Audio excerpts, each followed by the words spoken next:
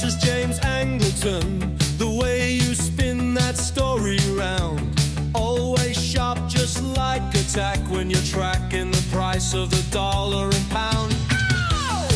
But drop the narrative, that thing that you inherited. Your history homos chariot just pulled up outside. Scott, William, Patrick on the scene, they're breaking up the subroutine. Something's crackling in your brain, MK Ultra make you go insane. Hey, don't you know we're only on the case for a good time, baby? Took a rose pill, now I'm reading these books for a long time, baby.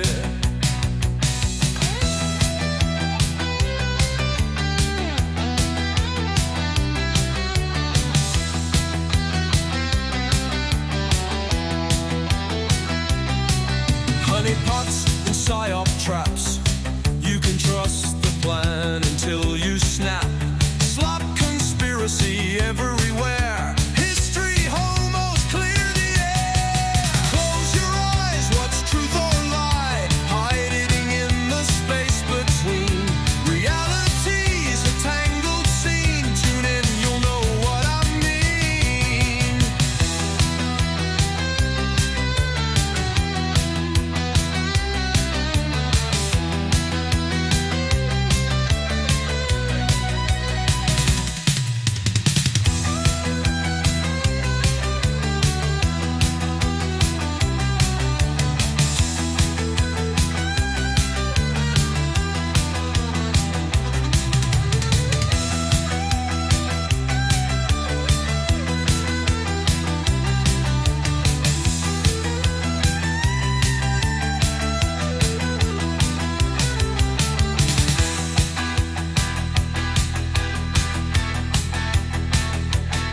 Close your eyes, what's truth or lie? Hiding in the space between. Reality's a tangled scene. Tune in, you'll know what I mean.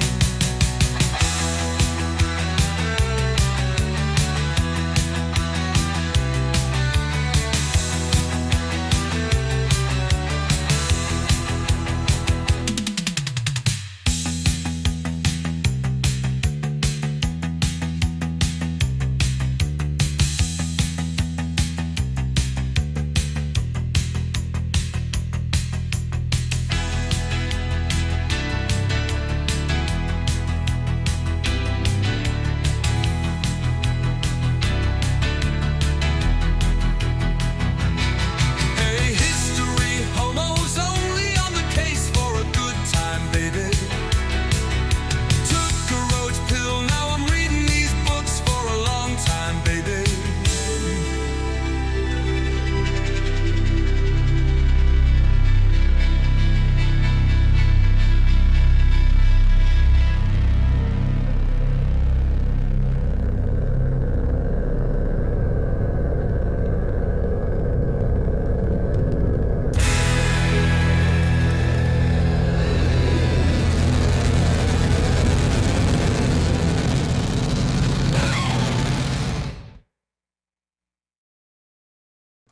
And we're live. Welcome back to the show. Very happy to see you on this bright Saturday morning, Patrick. Konnichiwa. You are indeed. Yeah, so this week, Week of this the is, week. I noticed, by the way, talk about, so we were just before we started recording, we were talking about serendipity, but this is 2 years hence, almost to the week that I did the first Mishima episode. No shit. Almost to the week. It's And I it's swear to very you- close border overlap. It's amazing how you can, boomers will be like, I remember first time I heard that song, I was shoveling shit. And, I'll be like, I remember the first time I heard that solo Mishima episode that you did. And Well, thank you. Just the content, the subject is, especially for people that aren't clued in, that have never heard of the guy or just glazed over, Yeah, so I will put a pin just to say one thing. If you have not listened to that episode, it is sort of foundational to this episode. So turn back now. Go back and listen to the Mishima episode. It's a very good listen and gives you more of a background as to who Mishima is, his life, his arc, And Hmm. but yeah, so we're because we're not going to be covering his that stuff, so we're going to be talking about the work only. But go on, sorry I interrupted you. Oh no, yeah, and that if people that first time I ever heard about Mishima was on here. I'd seen the pictures, I'd seen Sun and Steel, I gloss, like that's not for me. That's as Scott would say, that's not for me, a white man. That's for Yeah. the Japanese folk soul. But Yeah, you have a trepidatious relationship with the Japanese spirit, because I do like, listen, you're a good Christian and I respect that.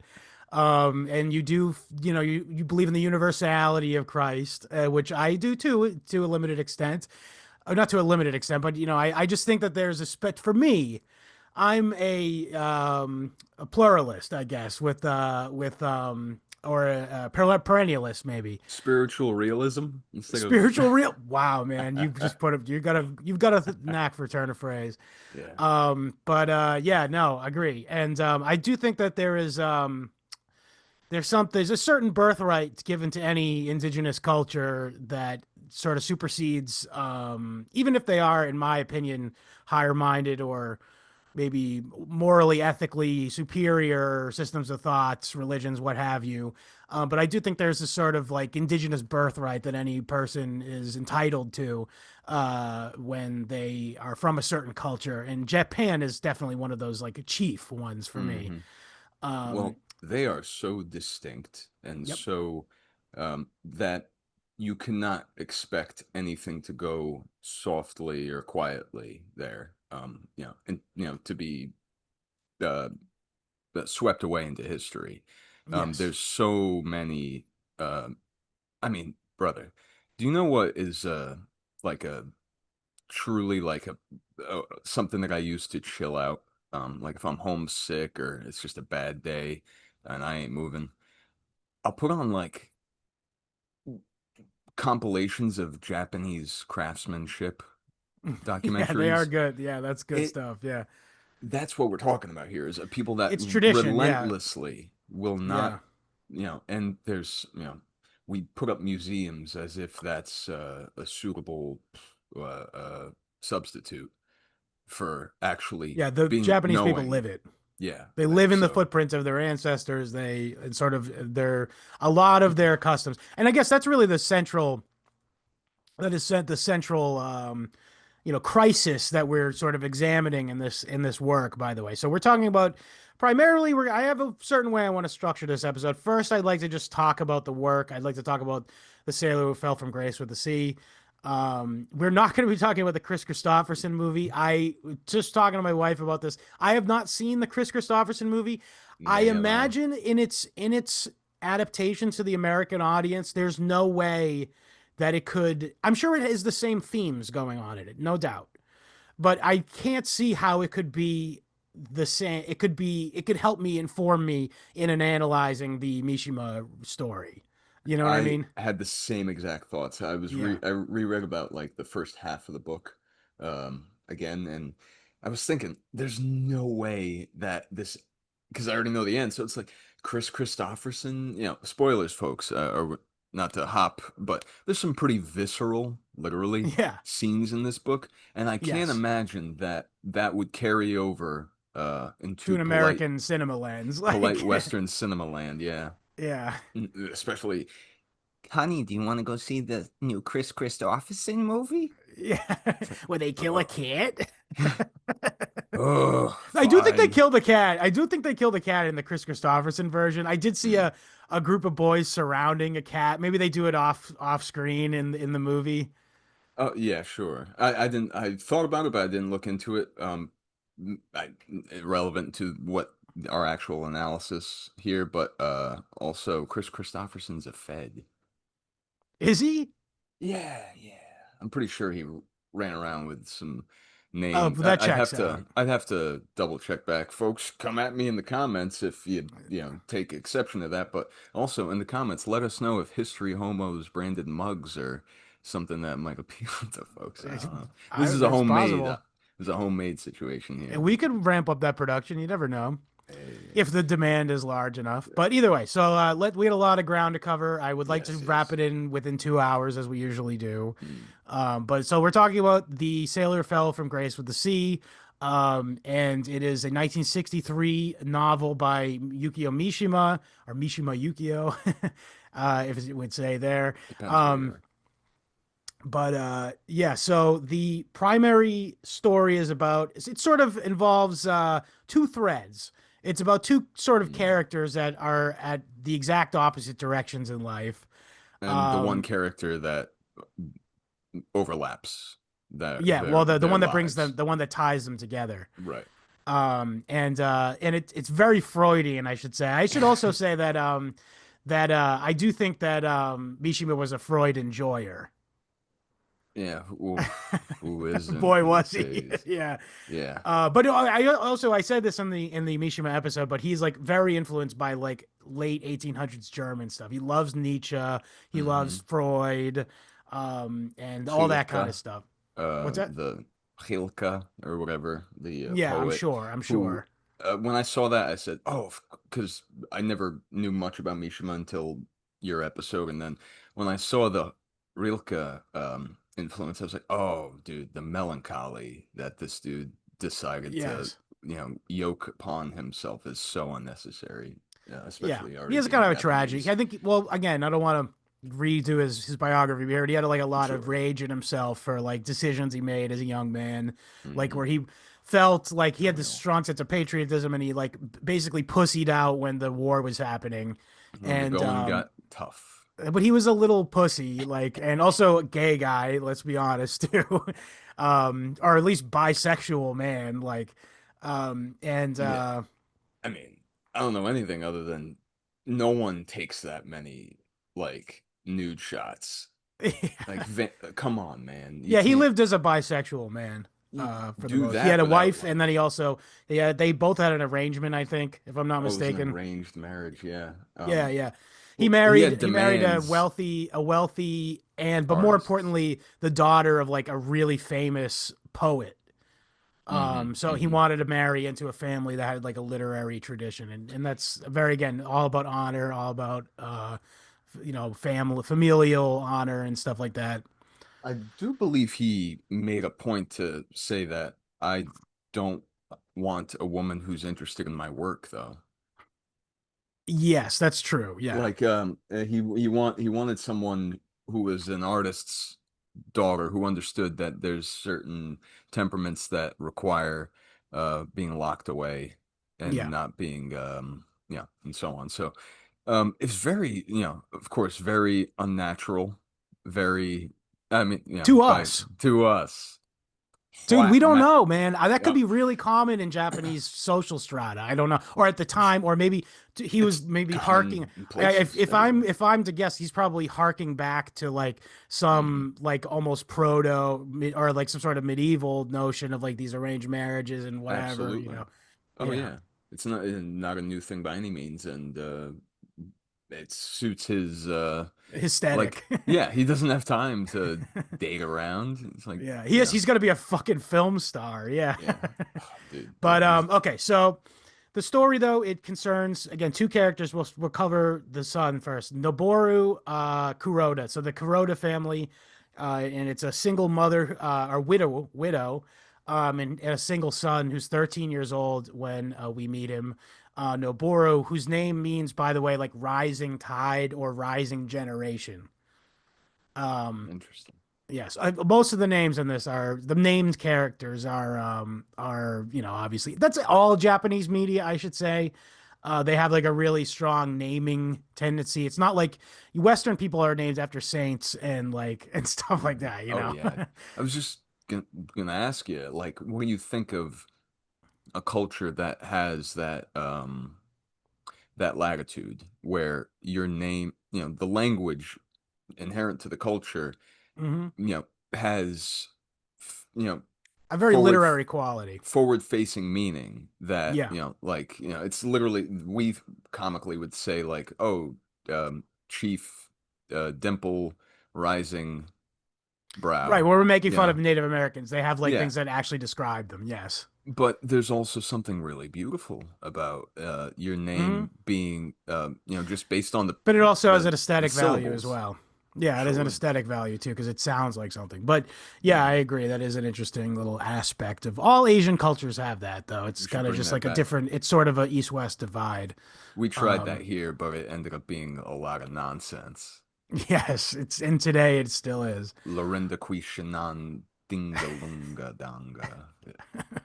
Okay, so Noboru is 13 years old, and when we meet him, their family lives on it's called Nado Hill in the book, but if you actually go there today, it would be called the Heights in Yokohama, Japan, and in the 1960s.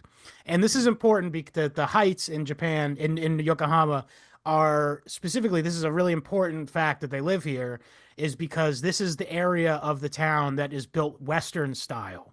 Hmm. The Yes, Western yes. style houses are on in the Heights. Um, and so they live in like a Western styled house. However, the father who is dead did build the house. So it's actually a really interesting symbol there because it's a Japanese man built a house in this area where there's all these Western style houses or whatever. It shows that they're aspirationally Westernized. Hmm. Hmm. And also they're merchants. The family owns like a luxury goods store, and Yeah. the mother is running it. Well, she owns it, I should say. There's a guy named Mr. Shibuya, which is definitely referenced because Shibuya is like the one of the touristy places in Tokyo. Um, So, and he's a carryover from when the the late yes, he was husband's the time. husband's business partner, I believe. Yeah. Um, uh, Something to say about a woman, does she feel like this business that she's, has now is sort of a uh, uh not to reuse a word, but a yoke, a weight. No, Uh, that doesn't seem I would say so. that she sort of embodies like everything that Mishima hates. So the mother's name is oh shit, what is the mother's name? Fosuka, Fusoka. Fusoka. Oh Yeah, no, I no, it's can. yeah. Listen, Please pull we're that up doing it. for me. Yeah. We're doing But our best here. the mother sort of represents everything that Mishima resents about Japanese women at the time, or like the prototypical shitty Japanese woman. He's like, it's like the femoid. He's like being like a red, like an incel poster about her, Yeah, basically. yeah. She's like a 4chan copy pasta of like a like a bad woman. Rich bitch, Yeah. yeah, type But it's not deal. just being rich, it's being like she's just so if you notice throughout the story, every fucking detail about this woman is she's so westernized. Like Hmm. to the point where she makes Noboru lunch like to take out like to go picnicking and it's like sandwiches. You don't eat Yeah. fucking sandwiches. Come, It's not a Japanese thing to eat. Like come on, Fusako, Fusako, if that, however you want Fusako. Yes, to. Fusako. Fusako. Oh, Yeah, sorry. Thank you. Thank you. yeah. Yeah, so Fusako is I don't remember what her name. I'll just type that in. Fusako name meaning. I think I remember it, but hang on. It's Feminine given name meaning would definitely or the tassel cluster or bundle. hmm. It evokes a sense of abundance, femininity, and intimacy. So Hmm. abundance. There we go. Yeah, Um, okay, fair enough. And she certainly has plenty. Um she takes solace in the shop. She gets to in get the away from wealth. home. Yeah. And meanwhile resenting her, the people that go to her and, think of her as a friend and confide in her. But Yeah. yeah, it's a very and there's a reason for this ambivalence or, inner en enmity, whatever. Enmity. Yeah, it's because the initial structure of the whole thing, the initial place where she's found herself is contrary to, maybe the direction that she should be facing. Yeah, Sure. so it's not Fair an enough. act. Yeah, of But this is the thing. course She's like a she's climber, though. So she's like yeah, definitely. I think she. Whatever. We'll get to. She's like actually yeah, less important of a character than you'd think. I think honestly. yeah, I think yeah. she's almost like a. I don't want to say that, but she's just definitely like typical. She's depicted as like a typical bad, like wrong direction woman, and sort of she's exists as a All the wrong foil. She exists as a priorities. foil to the male characters, I would say. Sure. Yeah, absolutely. So okay, Nobara though, it begins and it mentions that he's like a bit rebellious, and at night she locks him in in his room because he snuck out to hang out with his friends. And Which she didn't realize, I don't, she's unaware of what they're really doing. She probably thinks they're like, I don't know, setting off firecrackers or something. yeah, But they're like, doing insane no. shit. We'll get to that in a minute. Yeah. But there's this really perverse Freudian relationship that he has with his mother because partially of this locking in, because locking him in is what led him to discover the fact Hmm. that there was a peephole construct. Oh, I forgot to mention the house was occupied by Americans during the war. This is very Hmm. important. And during the time that this happened, the Americans constructed a peephole from Nabor's bedroom into the main master bedroom, clearly for perverse reasons.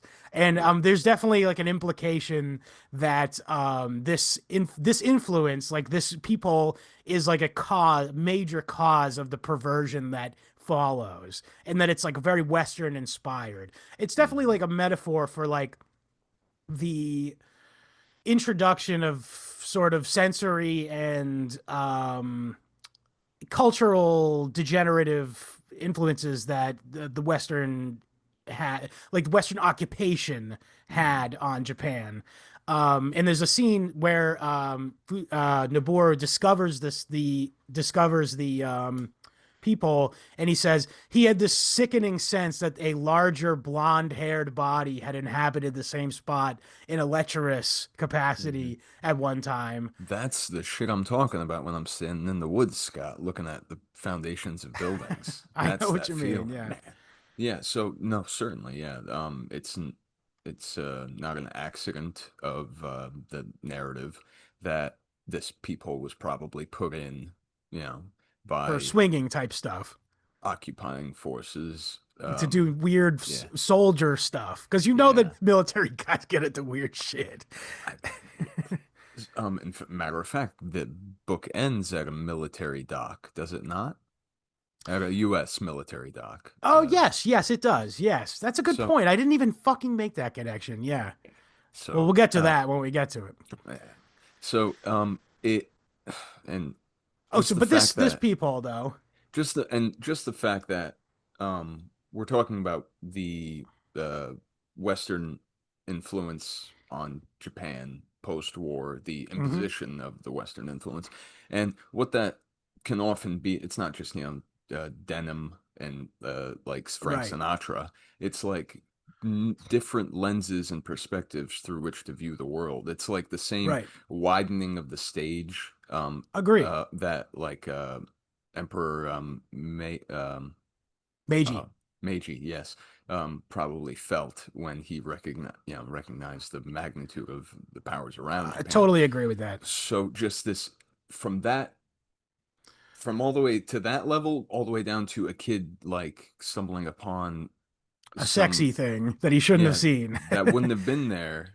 If Um, not for the Western. But also, I think pointedly for Mishima too, is that one major aspect of like the Western influence is the fact that they've now torn down his sort of preferred Shoka Shinto, which is like the nationalist Shinto ideology, mhm, with the emperor being like a kami as well.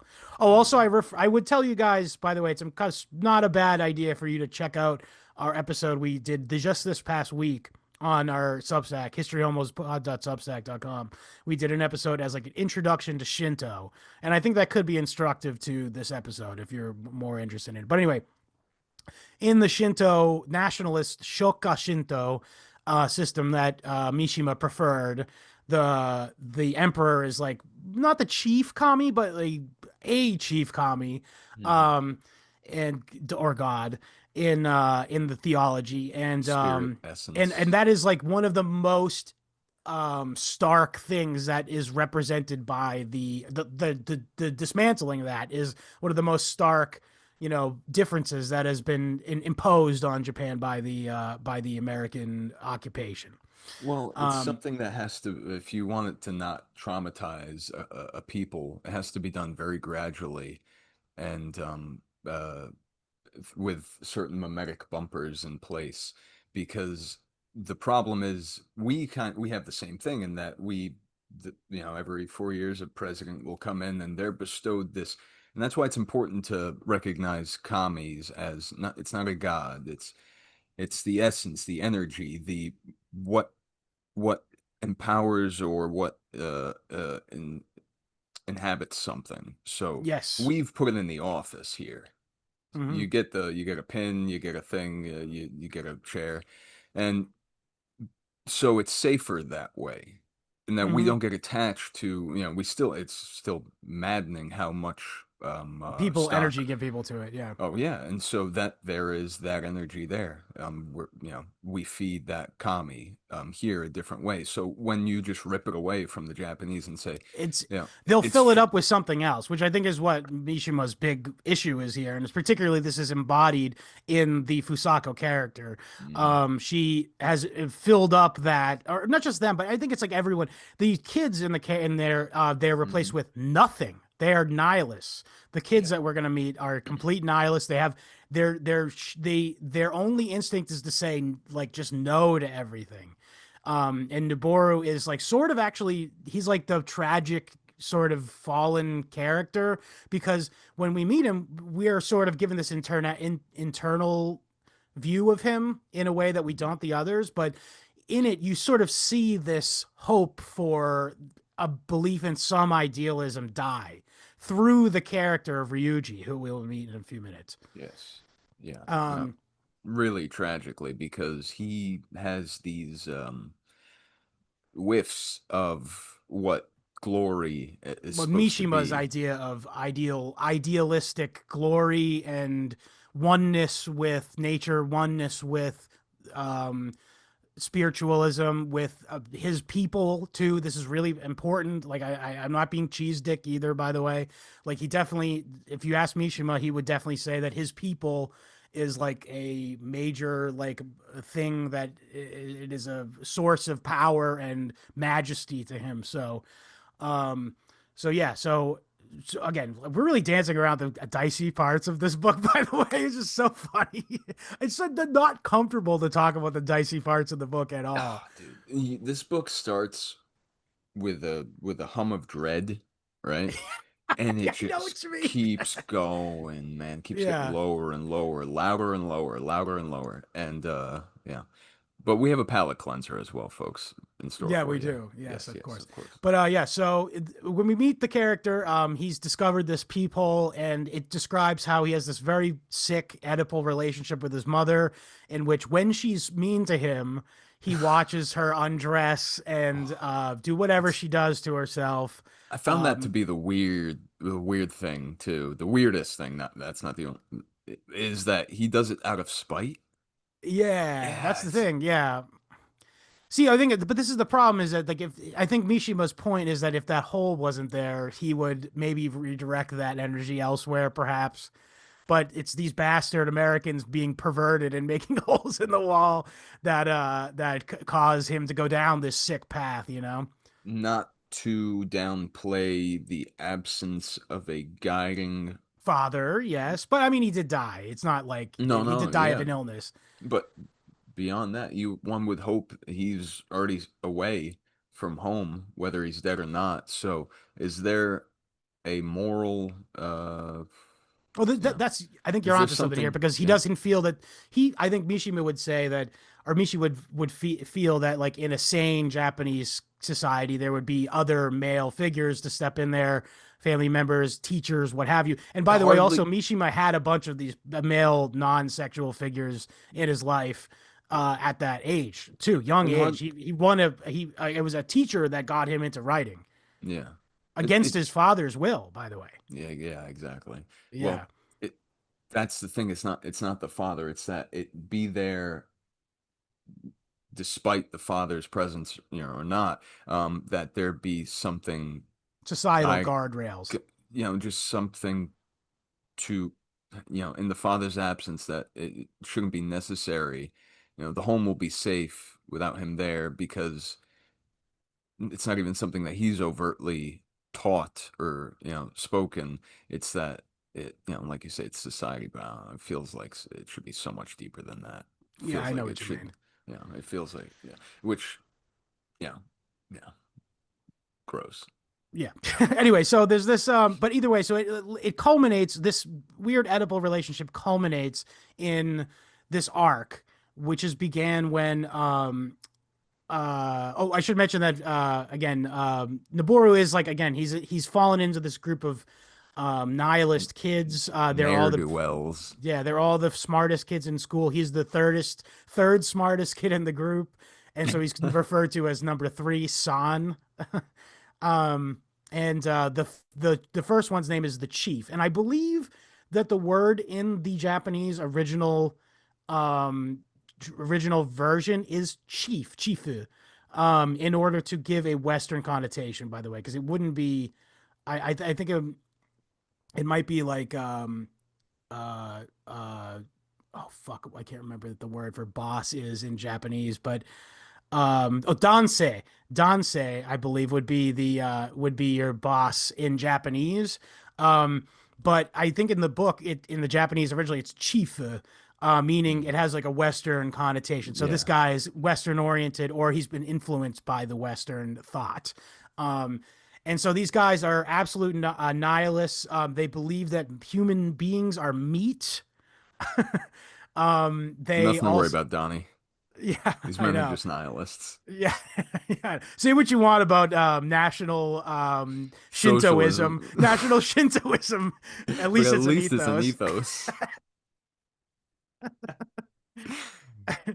These What? men are cowards, Donnie. They're nihilists. But Um, yeah, so they think yeah, of the world as meaning nothing, and they think of anything that is sentimental and are reverent as being yeah. evil, disgusting, and they Mhm. have several they go on. By the way, they're not they're not just like self-hating Japanese nihilists either. Like there's each kid has a different upbringing kind of, and they all have their own beef with seemingly every sort of like structure in the world. Yeah. One of them has clearly a Christian father, and that one they hate the most, by the way. They all talk about he's the worst because all he's talking about is spirit of the good and being generous and like not harming others and stuff. And they're like, ugh, can you think of a worse guy? Yeah, I could. A couple, Yeah, me too, bro.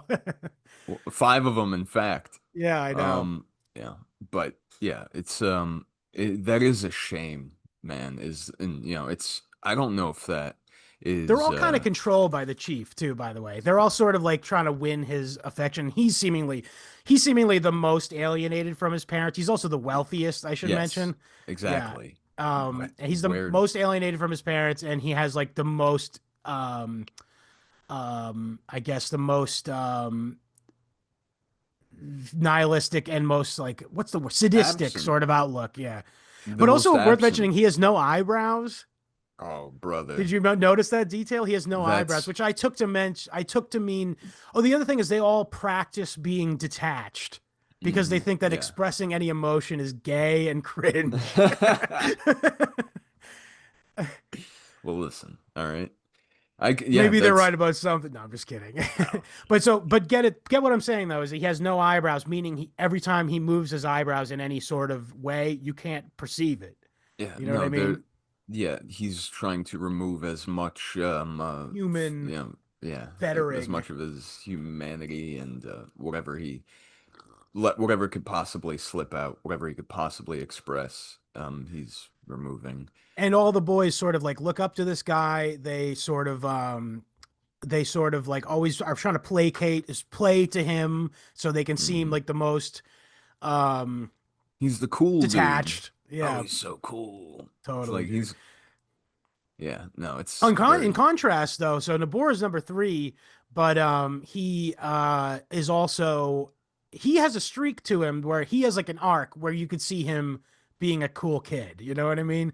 Like he could grow sure. out of this, but of course the course of the novel ensures that he does not.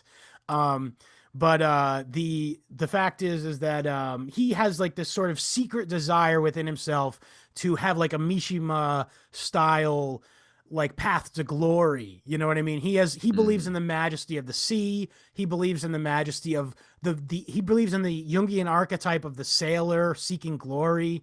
mm. And this is where he finds this in his mother's new boyfriend, Ryuji. Now we got to talk about Ryuji now. Ryuji, by the way, the name means little dragon or brother of dragon. Ryu means dragon in Japanese. Okay. And but I think that's supposed to be like he's a little dragon, meaning he has potential to become a dragon. You know what I mean? Right. Potential to be great, something majestic. Right. And he himself he's a sailor. He's 33 years old. So is the mother, by the way. Interesting, dude. This guy is fucking He's locked tight with in. the Well, symbolism. Yeah. think about this. The Ryuji, in his name, he has this built-in expectation. It's not Yeah. that he is great, it's that he must be or will be. Either way, either one Very perceptive. can be damaging to someone who isn't given the proper psychological oven mitts to handle that kind of Sure. thing. And indeed, So he's also Mishima, like put into a maybe he yeah, you know what? Maybe this is like a nightmare gotta version of Mishima. you gotta watch from the freaking emperor, man. You know, like Yeah. what more do you need as a go ahead? But that's that same thing, I guess. So, um, Yeah, but Ryuji though he also is put like sort of imposed upon as a child because his like whole family sort of collapsed during the war. mhm, mhm, His sister died of typhus. His mother died in a bombing by the Americans, I believe. And his sickly old father saved up all of his money to send him to Marine College, Merchant Marine College, and died like as he was graduating. So he's a totally unfettered, a totally archetypical sailor, by the yeah, way, completely unfettered to the land. right, And but it says though is that he became a sailor out of sort of not out of a wistful want to go to the sea, not for the right reasons in Mishima's mhm, mind, because in Mishima's mind, I assume the sailor is like what Noboru wants a sailor to be, which is this guy who goes out to sea to seek, you know what I mean, greatness or exactly, whatever that absolutely. is to Uh, whoever. I mean, again, a I almost want to say you can find whatever you could find greatness in any life, and that's sort of like a Randian thing. Well, it's expressed that he doesn't so much love the sea as hate the land, and I doubt Yes. it's that he hates getting, rocks in his shoes. I think it's everything that comes with Yeah. living on It's land his is life. His right. individual life was hard, so why would he love the land, you know? Yeah, yeah. And if he stays on land, he's going to inevitably pick up the things that will hurt him again. The other expectations, other connections, other relationships, and so on. But to the sea, like Noboru might think and expect, is that a sailor resigns themselves and their lives to the water. Yeah. It's something that is totally beyond them. And so whatever they go out there to accomplish, it's a miracle that they come back at And for a all. time, he does embody that. Yeah. In fact, he does also have this sort of seed in the pit of his stomach that he does want to live up to that name in a way. He wants to be great. He keeps saying, and there's this sort of thing that he goes, he has this idea of greatness. He also has this other idea of perfect love.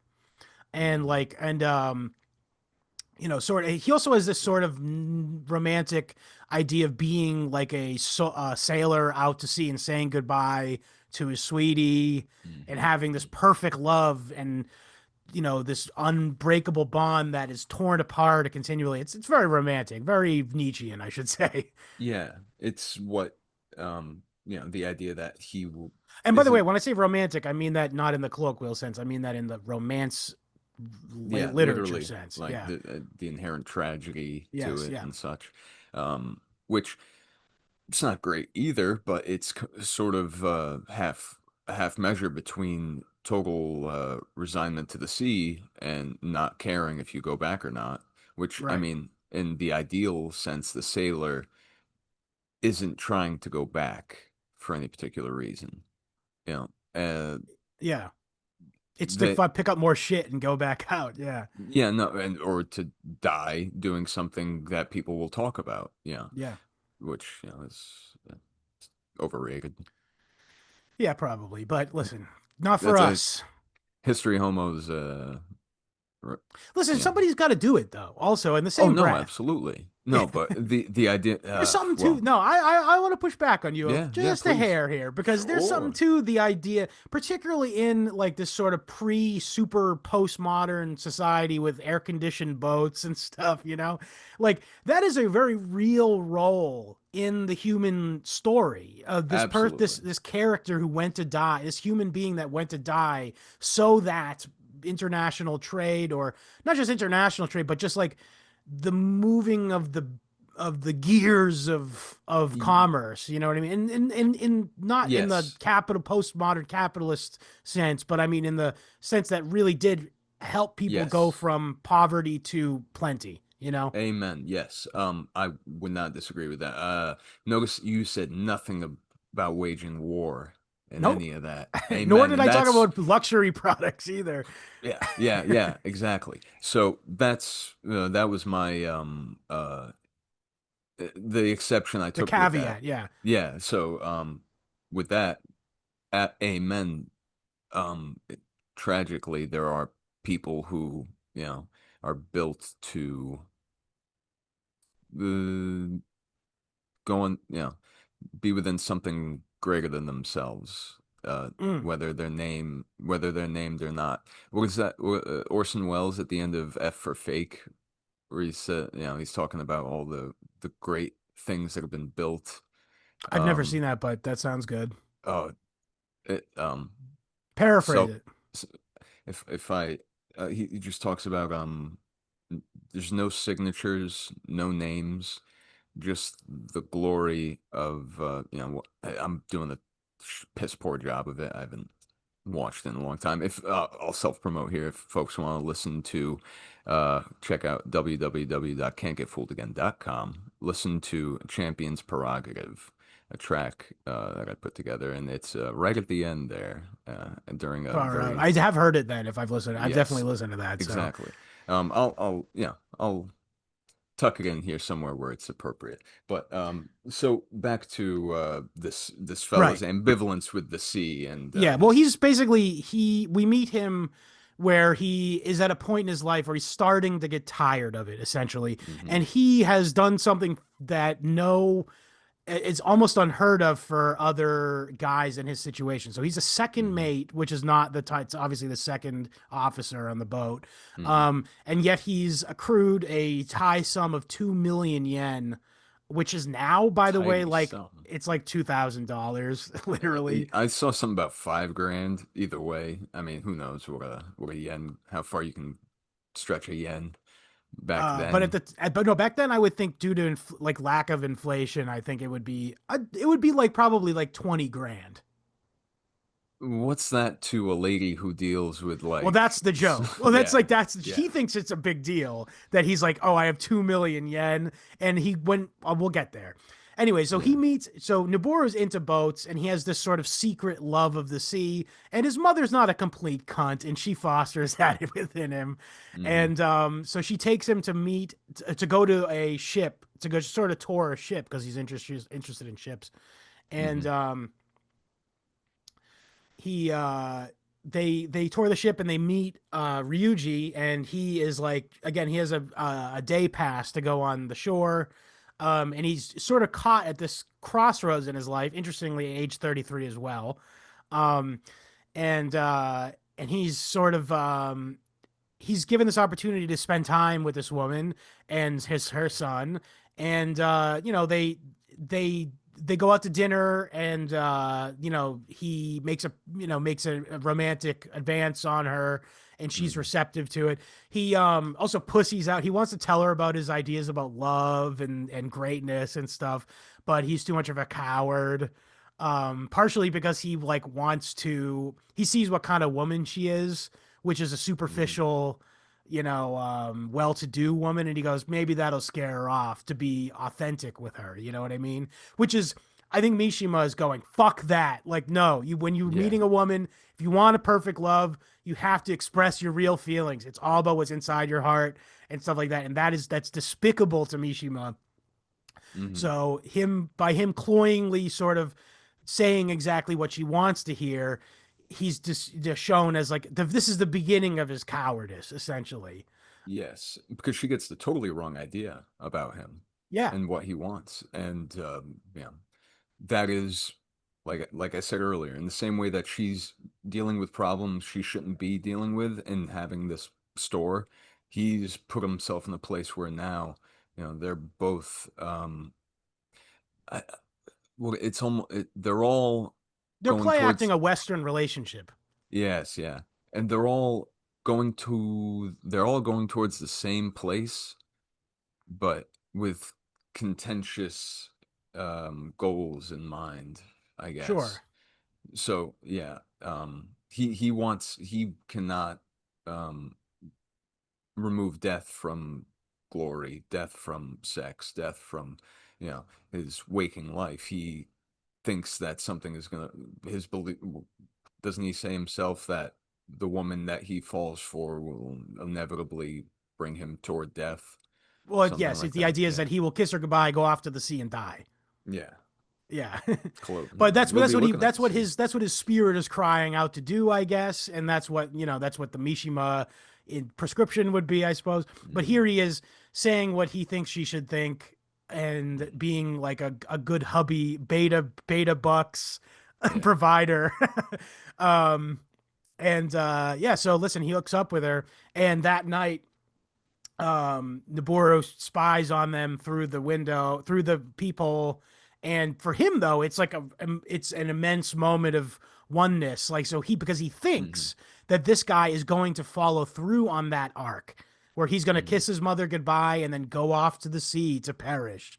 So when he's watching them copulate, disgustingly, by the Yeah. way, Yeah. um, he is now, but he's in a way, it's almost like he finds beauty in this, like legitimate beauty within this perverted lens. You know what I mean? Hmm. Also, another thing I want to, about the people, I forgot to mention this. I think that the part of the reason it's like a peephole is like an apt metaphor here is because it displays like the distance between his mother and like who he's when he's looking at her through the peephole, and when he goes into this specifically by explicitly, by the way, when he views her through the peephole, she's a different woman than when he goes into the room and talks to her. Yes. He looks at her as a feminine archetype. Like, he doesn't think of her like literally, very quite literally, the angle that he's looking at makes it seem like a completely different place. It's filled with feminine mystery as opposed to when he walks into the room to go to be like, Hmm. "Mom," you know what I mean? Yeah, no, he literally he goes in there to complain and be chastised. But when he's looking through there, it's He's looking at her as like a cosmic viewer. You know what I mean? And that's sick. By the way, I think Mishima's trying to say yeah. that's bad. By the way, Oh is that yeah. you shouldn't. Yeah, that's not like. Voyeurism, yeah, is Yeah, it's not Western. It's Western, I think. Like, yeah, or no. he's trying to imply it's Western, I should say. Ironic that a people with paper walls would be I mean, I guess it's Yeah. more obvious if you pop a hole in the paper Well, no, wall. I think the paper walls is the reason for the paper walls is so you can see if anyone's sneaking. Oh, sure, yeah, that makes sense. It's like when you go camping, you can see what people are doing in their tent.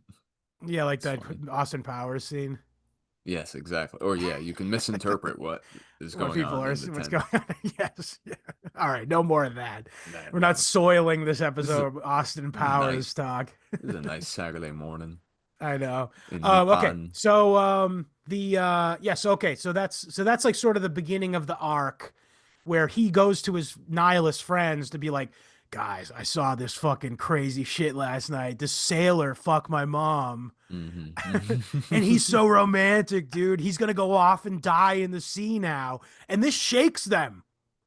This shakes them because they Yeah. go, oh fuck. We thought nothing meant anything. We thought nothing was ever gonna happen. Yeah, they're Something's chuds. happening? They're chuds. They're chuds, dude. Literally, oh my God, I might have to make a meme of Shit. this. Yes. No. Yeah.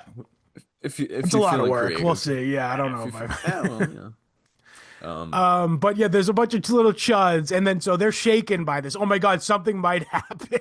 oh no, But the something's main happening. chud with no eyebrows says, "Trust me, nothing's gonna happen." He says Nothing's to ever him, gonna "Don't happen. worry, this guy's a fucking pussy. He's gonna turn into a father, just like our enemies. We hate fathers." Cool, dude. Which, And yeah. so the big scene in this next part is the one I don't want to talk about really at all. Mm, And so as an exercise in detachment and in sort of the exploration of their metaphor of life being nothing but meat and bone, the boys kidnap a cat, a stray cat, and we'll just say dissect it. And it's a very yeah. visceral scene. I do not like reading this part. I've read the book now 3 times. The third time that I read it, I did not read the cat part. Yeah, no. You don't need to. Um, right on cue, my cat's come into the room to, yeah. Be cute. Just a bag of meat and bones. Yeah, as if nothing animates this thing beyond, you know, a couple pulses of, electricity. As if they're not even going that deep. They're not that even that interested in, Yeah, you're right. yeah, But squishes they the also heart another between thing his that they're trying to do is fingers. they're trying to cross boundaries. I think they're Mm. trying to break taboos because they believe that nothing should be taboo because nothing means anything. Yeah, what's that? Antinomianism, essentially, Yeah, right? Yeah. literally. Yes. So, and this is the thing, though. Is just this something that only happens because of the Western taint that's risen over the horizon?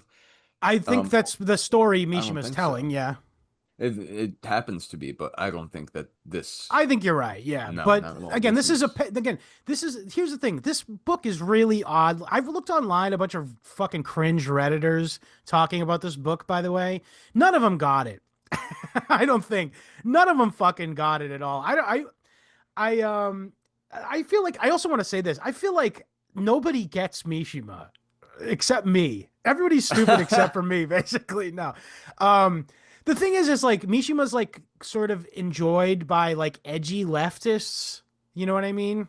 A Yeah, lot of yeah. times because he's gay and he's artsy and like writes about like his queer experience, I guess.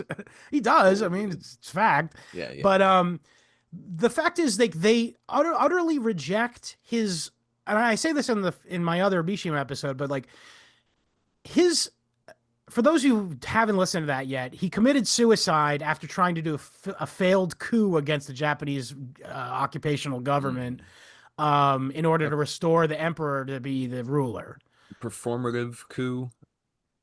That's what I want to push back on. I don't believe it was Mm. performative, and maybe there was an element of performativeness to it, but I also think that um, more so, I think he misjudged the sentiment of the average Japanese person, and I believe that in if he had waited a little longer, that may have happened. I think this is the issue. This is I think it was at this is most of the people who enjoy Mishima enjoy him sort of ironically, and they sort of poo-poo his nationalism, poo-poo his political beliefs. But I think his revolution or rebellion or whatever you want to call it, coup, was absolutely a rational political thing to do. And given, and again, that's literally like, that's a radical statement. I understand, but I mean it. And I think that, I think I may have a heterodox opinion on him or whatever, but, I really think that, there's something to it. Like there was a non-zero amount of people who agreed with him, but they just weren't loud enough yet. Sure. And I think, by the way, unfortunately, what he did possibly poisoned a Oh, lot of people to that, but maybe yeah. not. I right now, actually, I don't know if you know this, but there's like massive Japanese nationalist sentiment. Well, they smoked Abe, and I Oh, that don't. was about Mooney shit. That's CIA Yeah, stuff. yeah, but what just speaks to the temperature in the Yeah, place. Agree. Yeah. But it's funny because you would have thought if Mishima understandably had, 1970, this is already after the Tokyo riots and all that stuff. And Yeah. Well, that was what he really activated him. yeah, so, but yeah, who would have thought it needs to get a whole lot hotter I think for, it needed to get a little hotter. Yeah, I think he yeah, was like he was too much of a believer in like the idea of the transformative era of the 60s. He like thought it was too authentic, you know what I mean? And was like by 70 he was like, "Oh man, we missed our chance." But no, man. Either way, let's not dwell too much on it. But either way, I sure, want to sure. say I do think that there's like this sort of sense among Mishima readers where like that's sort of a quirky part of him.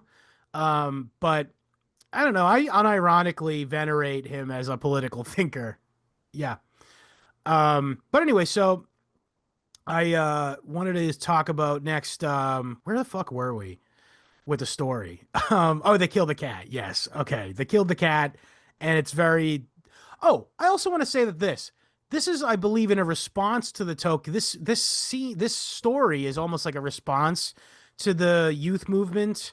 That like the Tokyo riots sort of represent, and the Tokyo or like the university riots also represent, because I think that when Mishima saw like these left wing protest movements going on, he viewed this as Western influence. First of all, socialism is foreign, or that's left socialism is foreign to Japan. Um, and I think he definitely viewed that as Western influence. But I also think he viewed that as not fundamentally nihilist, particularly given the stark sort of rejection of his what he believes as an inborn indigenous cultural and religious identity that it's bereft of. Um, and so yeah, I think this is sort of like a sort of literary representation of that student movement. These young nihilists. Okay, so then the book breaks for the first half after this. Oh wait, I should mention that the sailor Ryuji goes back to sea, and there's and actually it's left on a hopeful note from Noburu's POV, and he goes like, "Wow, how great! I watched this fucking awesome dude, bang my mom and then go off, sail off into the sunset." Wouldn't it be great if this was the end of the book? Like literally you almost hear the character asking that, you know? Yeah, yeah, it would be, but It might have been, yeah, you know. you had to go hang out with those weird kids down under the bridge or something. And I yeah, know that unfortunately continued. Yeah. So then yeah. part two is winter. If you have kids, folks, and they're hanging out to be in a club about philosophy or anything at all, I don't know. It almost is better that they are running into each other head to head, and just giving each other concussions That's called rather, football, by the way. yeah, or whatever. It'd be better. Who gives a shit if there's rules to it? Just they'd be better off cracking each other's skulls than getting into a Yeah. philosophy club. The average teen in any culture, Yeah. I guess, probably. But yeah, so So yeah, part two. So we meet again. It's 6 months later or 4 months later, maybe. And Ryuji's coming back on the ship again mhm. to Yokohama, and for another what do you call it? Another leave, shore leave. But this time he thinks he's gonna leave the sea because he's gotten a taste of the good life, hanging out with this rich lady and her son, who he could see himself being a father figure to now. It's funny, we haven't addressed this. The way that this kid behaves and all the rest of the goon squad behaves Hmm. is so gross, in relative to what they actually espouse to believe. Yes, they're It fakers. Yeah. it's so cringy. That's the worst part, is like he plays so dumb, plays so naive. Especially when they like a guy stumbles upon their meeting and they're like, Yep. "Please, sir, we're just here to eat our sandwiches and Yeah. practice our English." Yeah. And he's like, and then the guy's like, "All right, that's fine. Just don't leave any mess." And They're they like, what a just fucking asshole. Fuck what? him. He sucks. Like literally, dude. Yeah, like what are you doing, man? Come on. I know they're little bastards, dude. Which you don't you know I it sound off. Uh, is anyone born that way? No, I think again, No, Mishima's telling this. Okay, yeah, this is something I wanted to say. no. Mishima, this is the thing. This book has like again, these redditors online, they don't get this fucking book. A lot of them think like that Mishima's endorsing the kids or Mishima is because they go, "Oh, he's a crazy right-wing lunatic. He must think that the kids are right." You know what I mean? Like that's what redditors think of Mishima. And I'm not Okay. saying that everybody thinks that, but I specifically saw a Reddit post that was thinking that. Um, but regardless, I was gonna say what the book is it's almost like it's a tragedy. He's showing you a Yeah. tragedy. It's an autopsy almost of what happened. You know, he's saying this Hmm. is where we're at. We need to stop it. You know what I mean? This is Hmm. early on in his career too. I should mention. Hmm. It's not. This is far before he's resigned himself to committing suicide and or overthrowing the government. This is like him saying, like, if we don't stop this, this is where we're headed. Yeah. You know? Yeah. And aren't we? Yeah. It's funny enough we're not even there yet. Well, But yeah. we're Crazier shit still has happened than still this, but facing in the same direction, yes, you know? agree. But okay, so it's winter now, and Ryuji comes back, and there's a very tearful, loving reunion between Fusako It's like and Ryuji. Love And Island over here. the other thing is, she. Oh, we'll talk about that in a minute. So the big scene. This is the big symbolism scene right here, right here is the New Year's sunrise. Mm. Hmm. So it's worth mentioning that this is January 1st, New Year's, Yes. which is Which not very not New their New Year's. Year's. No. But it's also I should mention too is that we talked about this on the Shinto episode, but New Year's, the lunar New Year's is a very significant religious and cultural for all of Asia, not just Japan, all of Asia. This first day of the year, this first sunrise of the year is a really important cultural and religious thing. And in this story, these two consecrate their love kind of on the Gregorian New Year's. Um, and by the way, it's during the rising sun. Now, what is a rising sun? That's the fucking Japanese flag, my dudes. And so there's this scene where Ryuji and Fusako sort of decide that they're gonna get married, and he's giving her his 2 million yen, even though that's nothing to her. Um, and I love you forever. And there's literally it describes her wearing all this very Western clothes. Her hair's in a Western way, and it's contrasted with this rising sun, meaning this is literally Atamarasu, the sun god is looking down on them with shame Hmm. as Hmm. they're now have their he's settling into this what Mishima deems like an unnatural, westernized, Hmm. Arrangement. domesticated arrangement. Yeah, sort of arrangement of convenience, despicable arrangement of convenience. Um, Yeah. Yeah. That and that it's in the face of maybe not what she was looking for, but certainly what he had set out in his life to accomplish. There's hmm. no perfect love. There's no death at sea. There's no path to glory. There's none of that. All out the Hmm. fucking shitter. Um, and meanwhile, it all the while the Japanese flag symbolically overhead, looking down on them.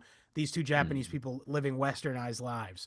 Um, Beautiful scene, honestly. And also, by the way, even her face is characterized as looking like the Japanese flag because it says she has bright red lipstick on, and it Hmm. was like her. It says her lips resemble the red sun on her white sky face. Oh yeah, yeah, yeah. Dude, Perfect. That so yeah, so there as much as the Japanese setting everything is screaming at them that this is not the way it should be. What it's you not said even there. real New Year's to them. No, yeah, exactly. They're they're totally offbeat. They have no rhythm. They don't have the Japanese rhythm. Yep. Um And yet they're So, celebrating it in the Japanese style because they're doing the young water ritual, which is yes, like to yes. draw water on the first day. It's the young Hmm. water, and eating the traditional mochi and stuff like that, and Hmm. doing traditional Japanese New Year stuff, telling the same stories. Which, incidentally, by the way, the housekeeper tells a story about getting kissed by an American. Everything's so perfectly just slotted in with the Yeah. just keeps hammering home that this is wrong, wrong, wrong. Hmm. The fact that, yeah, no, every corner you turn, there is some Western Taint. shadow, taint, stain. Not to sit, and we're not gonna sit here and poo-poo, what we have going on over here, because No, no, no. we have a great arrangement for, Us. for the trajectory that, yeah, we're on here at this Yeah, point in we're time. already hopefully we've already imbibed and internalized the great mysteries of life that have been bestowed to us by our ancestors through the church and through the societies that grew out of that whole structure, Western structure, medieval, Hmm. Renaissance, what so forth. But that's to Hmm. impose that on the Japanese is just alien, No, yeah, perverse. Yeah, took us right around 2,000 years to build.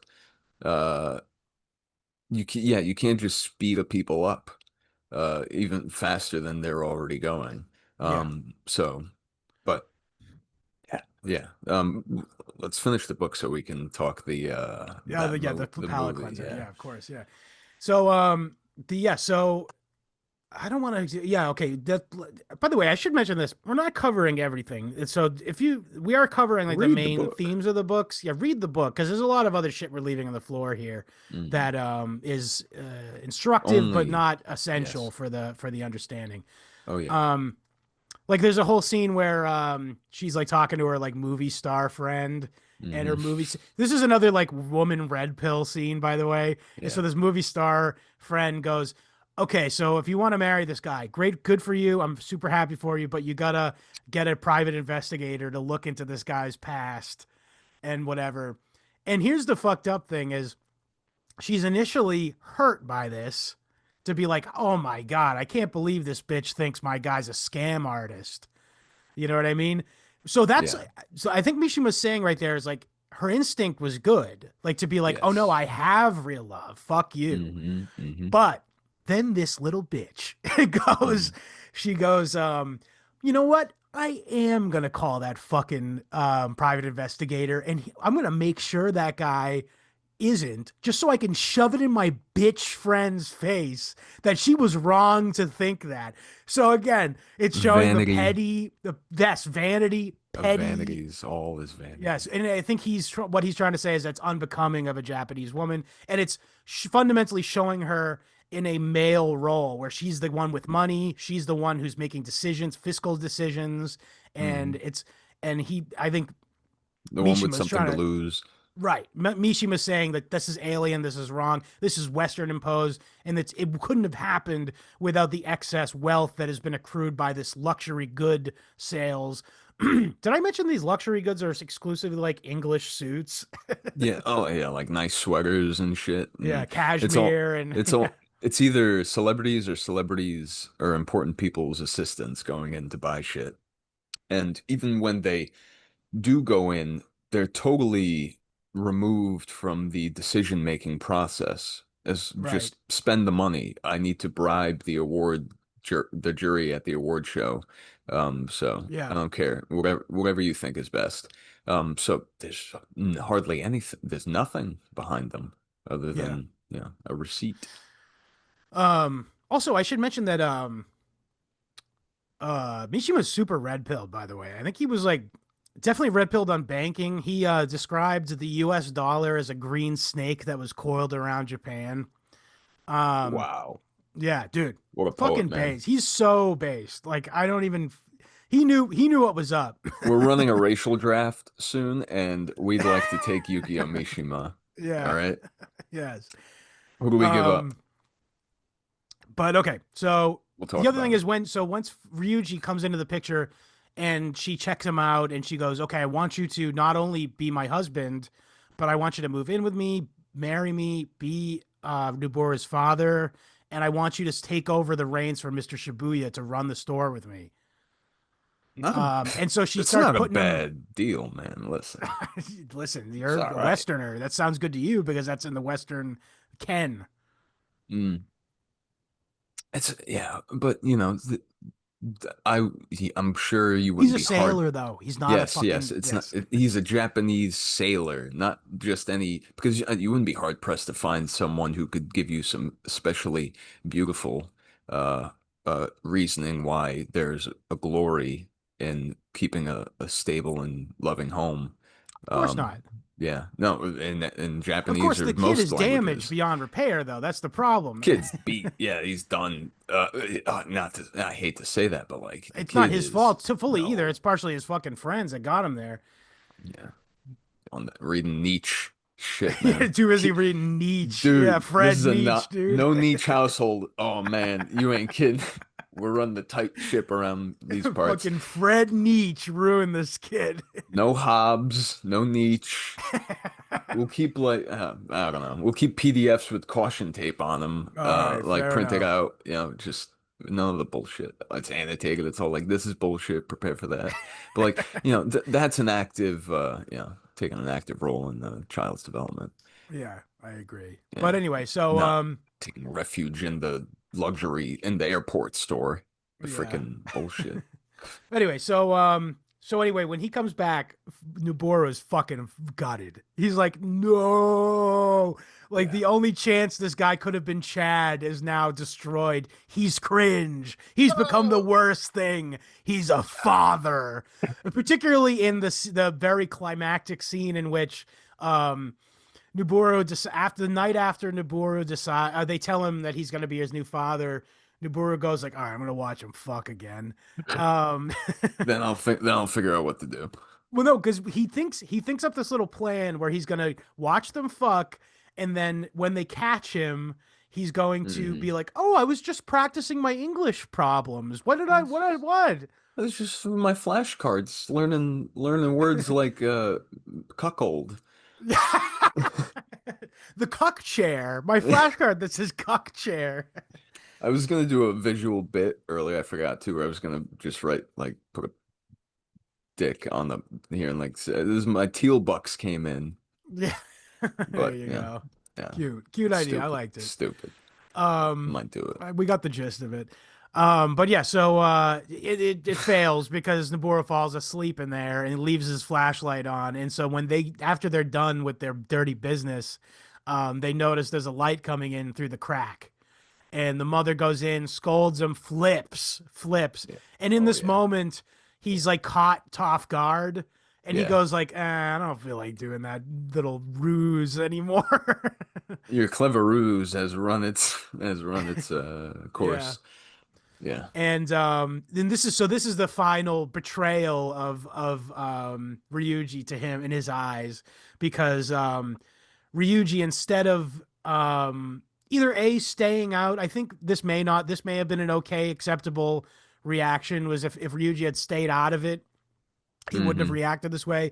But Ryuji came in and did.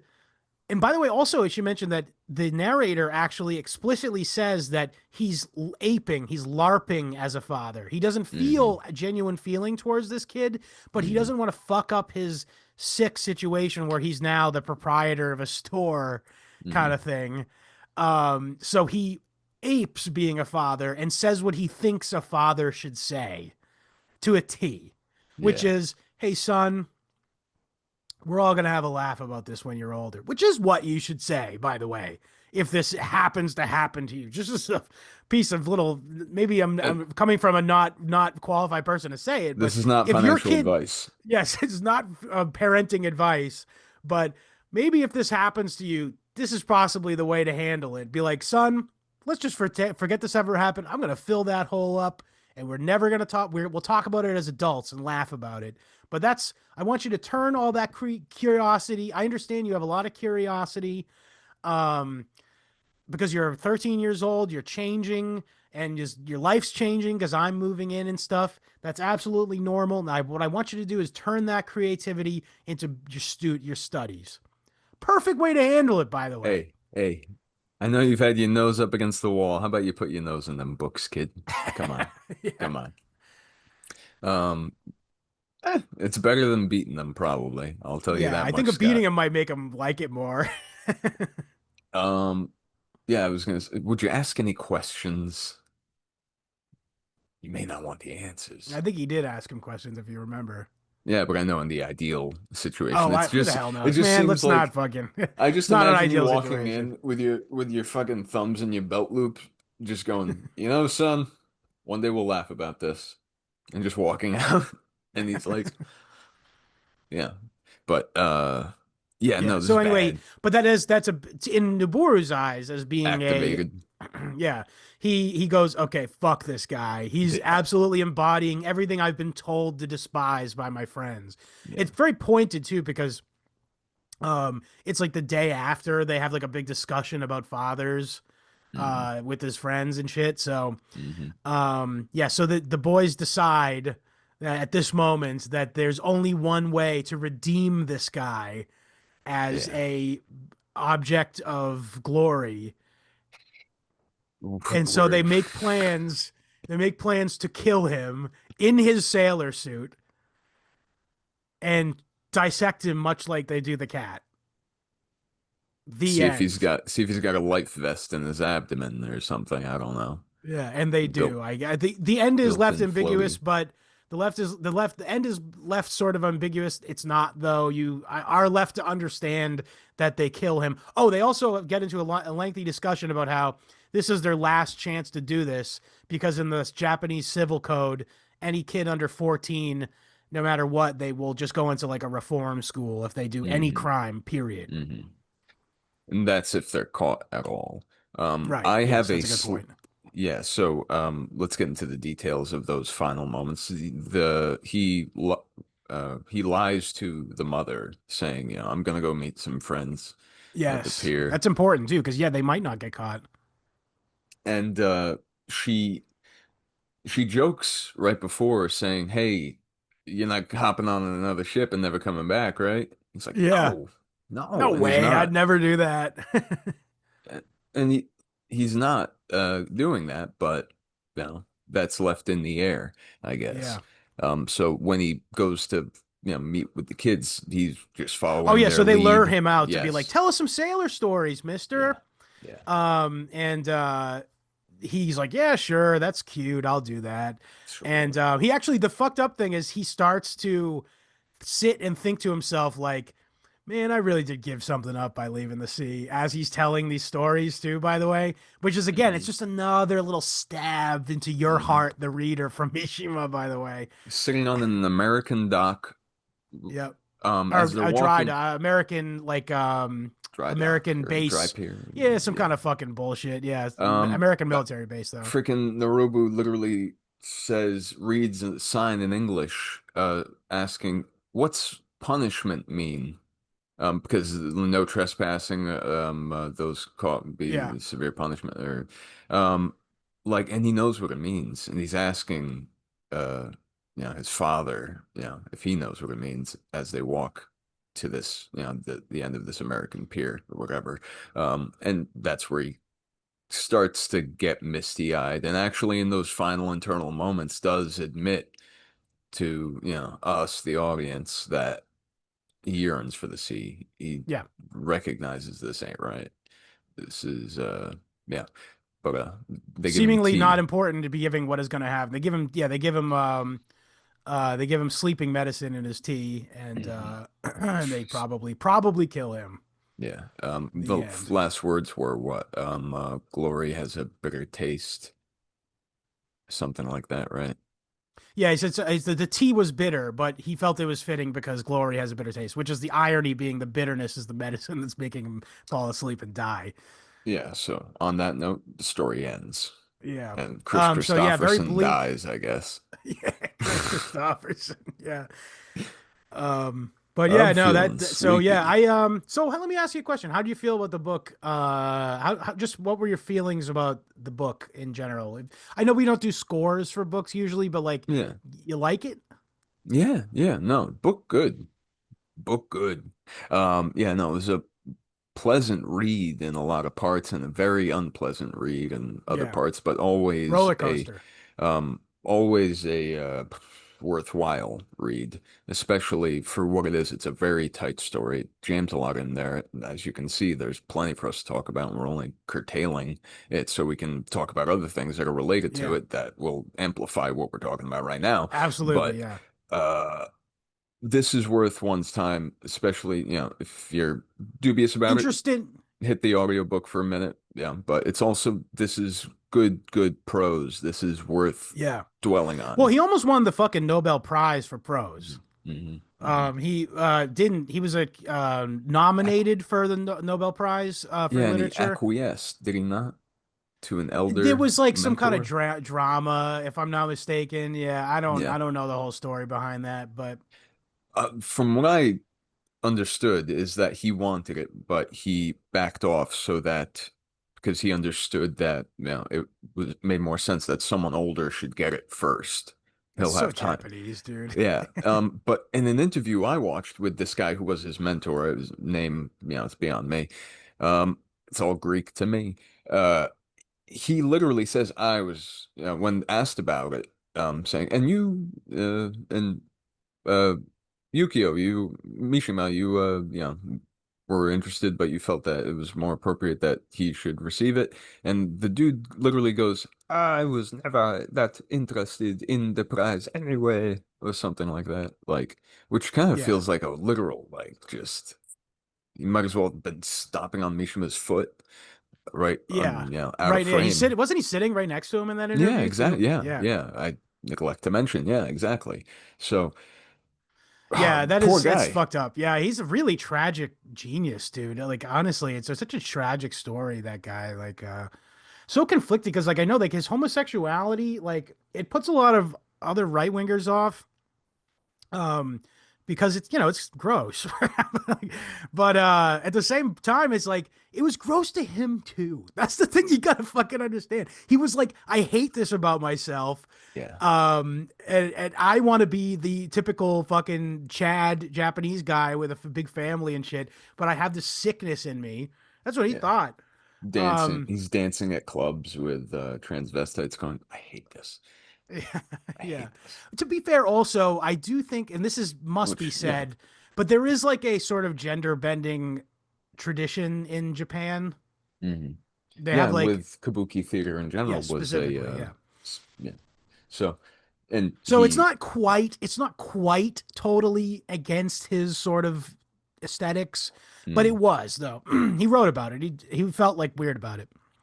Nonetheless, commit, whether it be in the sailor who fell from grace with the sea or, Yeah, in why your do you own think he life. fucking stabbed his guts out? Yeah, I Dude, mean, yeah, you commit to something and then, he did do that. He committed to turn that. back. Yeah, he did that, but commit to your wife, but don't, I have think all she these had commitments dalliances. elsewhere too. That's the thing I've read. Uh, yeah. Yeah, it was that kind of thing. Yeah, Well, maybe it might have been a lavender marriage even.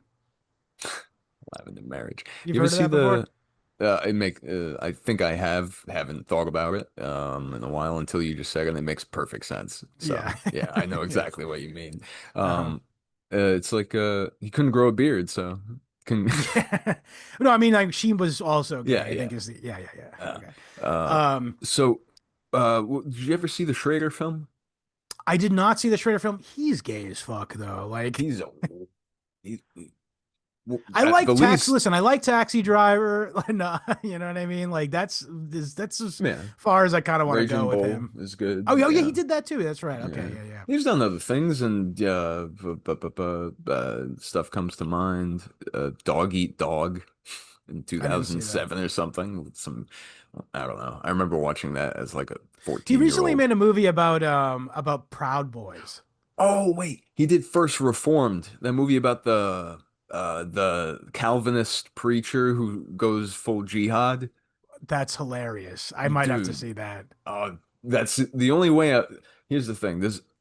some movies, only way I'm ever gonna watch them is if it's for the show, because Yeah, I don't know that I'd watch that for fun. Yeah.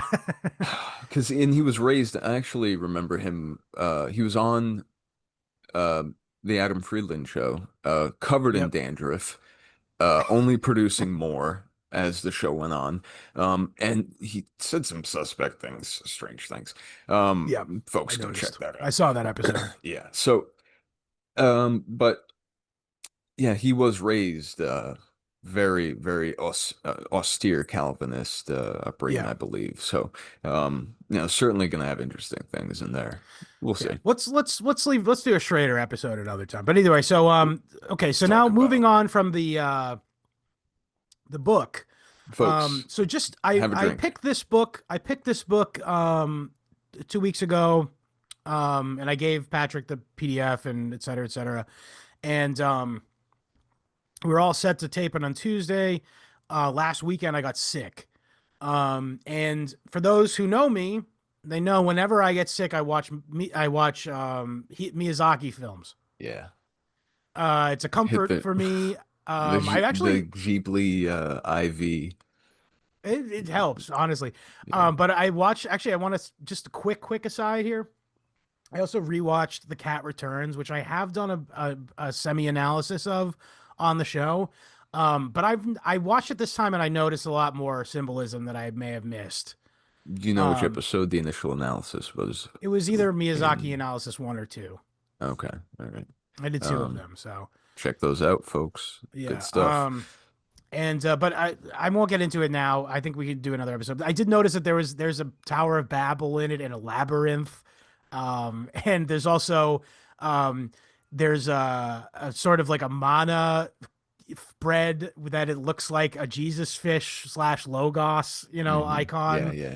Okay. So anyway, let's that's another Beautiful. episode. Yeah. All right. Yeah, well, but I will say thanks to you and my lovely lady, I am definitely a convert to Miyazaki Miyazaki, and yeah. Ghibli studio stuff in general. I think it's some of the Girls have I have a way of getting you into it. yeah. I was not a Ghibli head until my wife, and she's the number one Ghibli head ever. I think it's not even just that, like in the entertainment aspect of it. I think aesthetically these films have a real heart to them.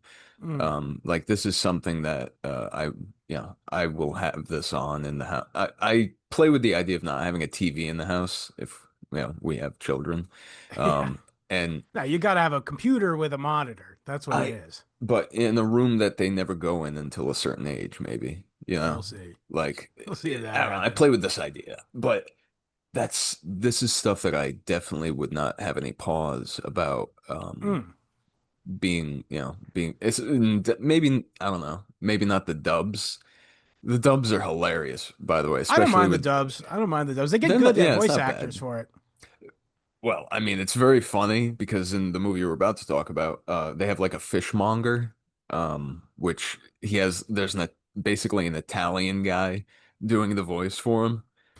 And he says to the girl, he's like, "I got a flounder for you." And it's Yeah, like yeah, this yeah. is a Japanese man. It's so funny, but it's still very charming. And yeah, Yeah. so Anyway, whatever so you we're want talking to. about the film. So anyway, I got sick last weekend, and I was Yes, like, yes. oh, my wife said to me, I've never seen this Ghibli movie from Up on Poppy Hill. Have you seen it? And I said, no, of course not. I've only seen them with you. Um, and could we watch it? And I said, yeah, of course. I'd love to see a new one. I'm sick. I'm not doing anything anyway.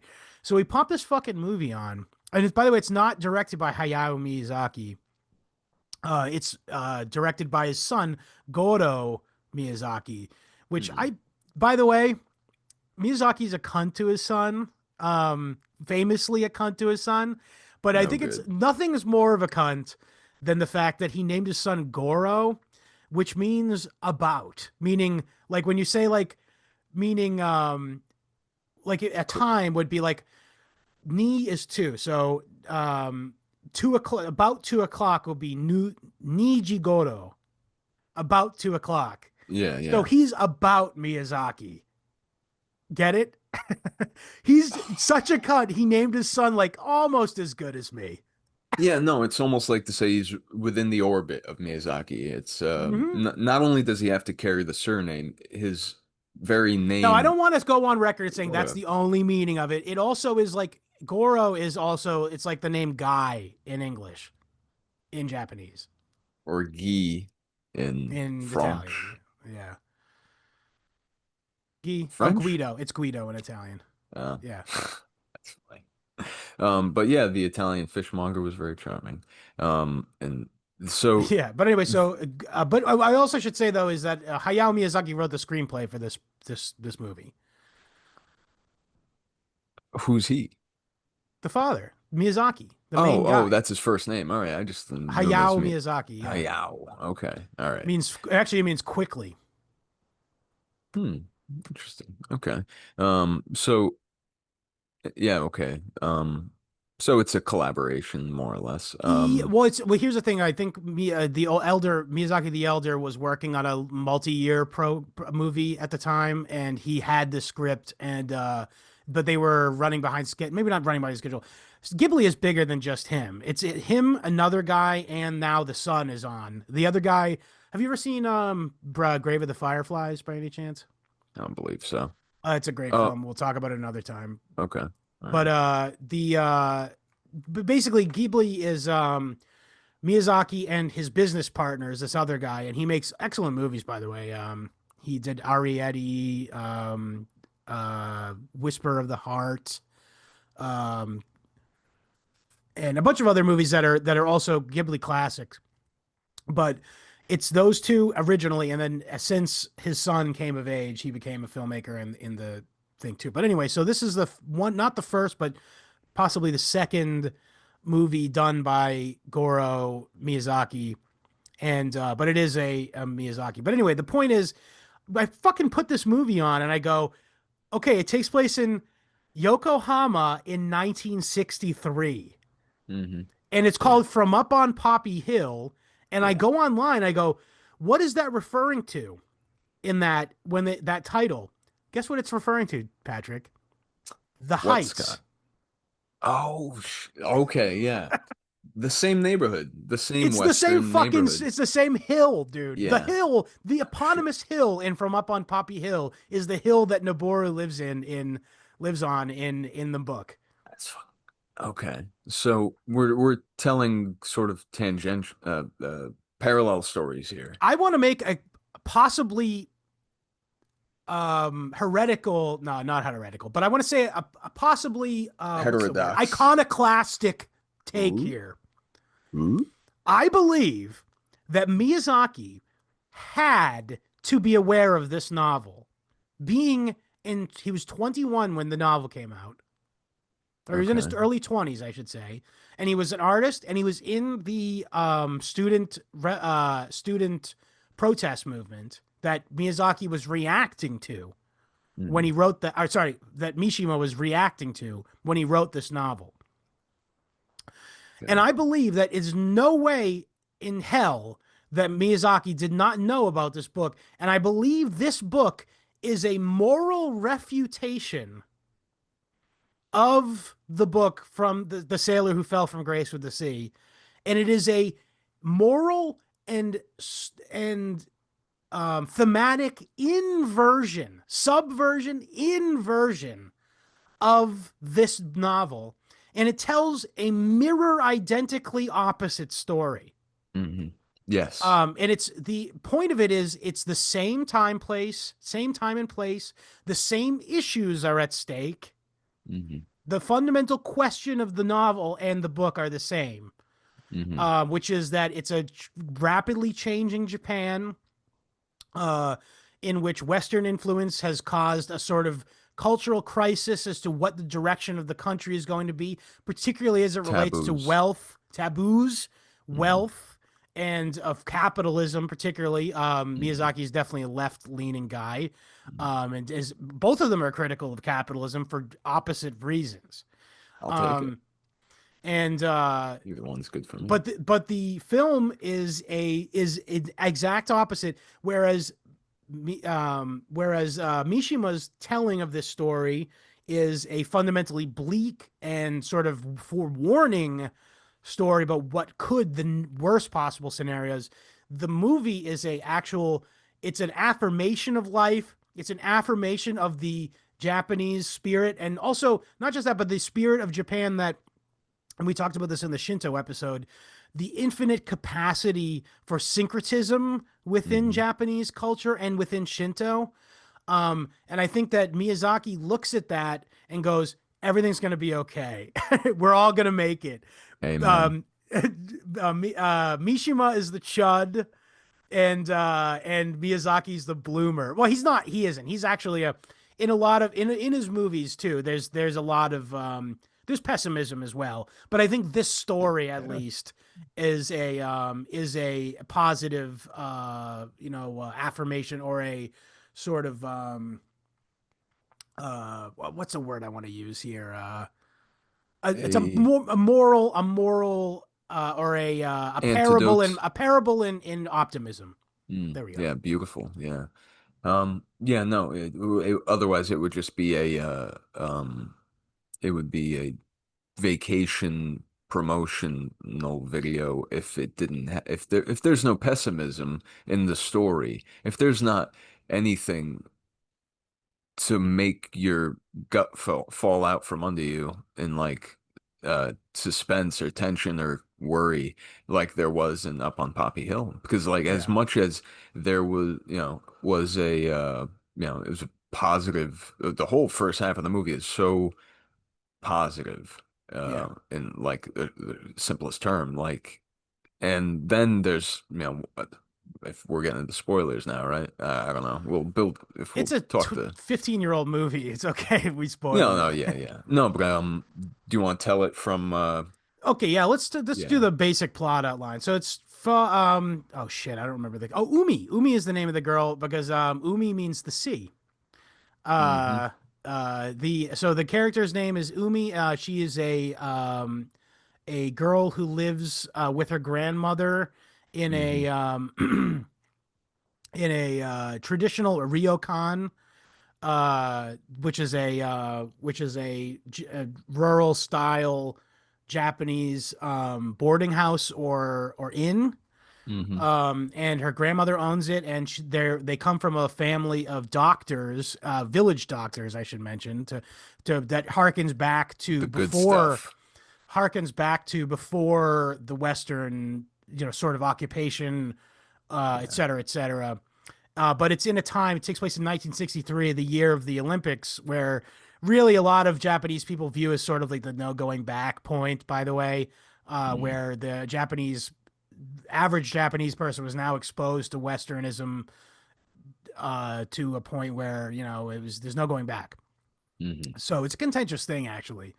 Well, yeah, Um, they're putting athleticism, is such a big aspect of the culture for it to be put, and uh, nationalism in general, yeah, and for internationally. them to just be equalized on the, world stage with everybody else is sort of a saying, okay, um, you know, we agree to participate and, abide by, Yeah, the such international your stuff. Yeah. the international schedule, Yeah. I suppose Yeah, so calendar. they go to a school that is like up on Poppy Hill. It's in the Heights. It's an old Western style building. Several Hmm. beautiful old Western style Victorian style buildings. By the way, I should mention this wasn't the Heights wasn't constructed in the wake of World War II. It was Yokohama was the first port that allowed any Westerners to set foot in Japan, and Hmm. it was built during the Meiji Restoration. This area, Hmm. and it was built during the time where like the emperor limitedly let Westerners live in Japan. Hmm. So like this building, of course, is this building, the school that they go to is an example of that. Like, but and Hmm. I should also mention that It's in disrepair. it's in disrepair. It is in disrepair, but I should mention though that the tradition of it being Western styled is fitting because it's a place where Japanese children learn about worldly topics, and Hmm. it allows them to syncretize Western thought into the Japanese life. Um, Hmm. and there's a debate amongst the kids, like, can we keep, first of all, let's keep this building together because we like to hang out in it. But more importantly, there's like this sort of internal debate between total modernization and westernization, and this idea of syncretism, this maintaining a Japanese identity um, while also incorporating these ideas, sciences, math, Mhm. all Mhm. this kind of stuff, and stuff that Archaeology, is philosophy, all that stuff. But those. that's all good stuff. Like that's not like, I don't like like a lot of people are like science bad, math, studying bad. But I'm not like that. I think like there's definitely a lot of value you could take from just learning. I mean, it's like it's education has been tainted by who in the West and probably there. Um, but the fact is that it's there's a strong. It goes back to, who fucking created schools first in the West? The Catholic Church. Yeah, checks out. And just The the idea, Tom Woods actually wrote a book about how the Catholic Church saved, history or something. I yeah, can't remember the title of it, but basically it's how the idea that, like, during the Dark Ages, they were the only people who kept records of hmm science, or hmm how to build stuff, how to build hmm arches and shit. Like, hmm so there's a deep intertwinedness between piety and aspirations toward education. Um, Absolutely. A respect for the truth and not a fear of it, yeah. hence why it would, you know, you should collect everything for the record Mm, for, posterity's sake, because, right. as And soon let your as, moral yeah, rudder guide you. sure, yeah. Once the outlets stop working is why I'm Yeah. collecting all these books, Scott, so the show Yeah. don't stop. Yeah. So, But yeah, so we meet this character Umi, and she's like overworked. She's the oldest child. Is she the oldest? Yeah, she's the oldest girl, oldest child in the family. The father's mhm. died at sea. He's a sailor. By the way, you might see why I might draw some parallels between these. You sat up on the couch when I did. Yeah, I yeah, literally did. yeah, absolutely. Put a So pillow. it is about, it's about fundamentally about a sailor's life, and about the Mhm. bonds between sailors too, which we'll explore in a minute. Um, Exploring what's created in their absence. Um, yes, you know, what fills the gap, because this is the exact opposite, and it's so beautiful in the way that um oh dude, she just takes control of everything. She takes the initiative of the whole household. yeah, to her She detriment though. I Oh, think that absolutely. the filmmakers are trying to say, like, she's a good daughter, she's a good child, good family member, Hmm. but she's doing it at expense of her own childhood, which is And wrong in their opinion. yes, and that is the conclusion that's reached. But just relative to the Mishima book, it's just Right. so refreshing to see that A it's family operating like in a healthy yeah. way together. And even when not together, Yeah, and it's a mixed more family too. It's importantly, like it's sort of like a extended slash what's the word here? Chosen family a the little big bit, which is, house. yeah, it's a chosen family, which is, I think is a sort of Western trope that I don't love, but it's what it is. You know, No. the idea that, you have this big gay like village that have all you know what I mean? It's like this Oh, like there's like this meme within Western cinema where, like, your friends are more important than your biological family kind of thing. You know oh what I yeah, mean? no, that's definitely there in that how the mother is, mother, you're back. It's like, where the hell was she? Then Yeah. doing what and what for? Well, she was in Who? fucking America, by the way. Yeah, who gives a hoot? Get the hell back home. Your daughter's over here slaving away. It's Yeah. ridiculous. Um, I But anyway, so wonder. she wants, sort of desires to have a more social life, and does so by getting involved in like the school club, like after school academic clubs. And she works for the school paper with this guy that she sort of gets, they have a romance budding. What was his name? Fuck. Kyle, No. Rudolph. Uh, Ironically, yeah.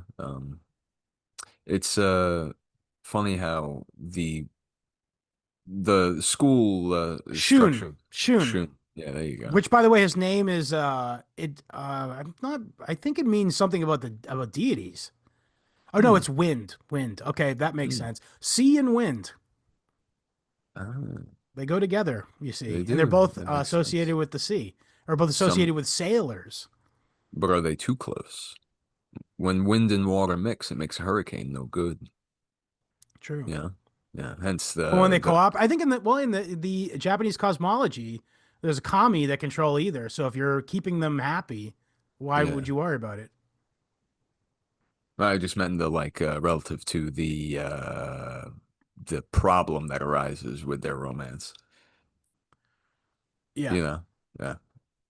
No, maybe Oh, that. I know what Yeah. you mean. I know. So Yeah. basically, there's this nice, very cute budding romance between them. And I know we're not gonna go like line by line through this movie, but because I think you should just watch it. It's cute. Hmm. But There's the a main, debate, the debate scene when they're all just screaming, the whole auditorium is just screaming at each other. yeah. Well, I think that scene is kind of like the most political scene in the film, Hmm. where like it's really talking about how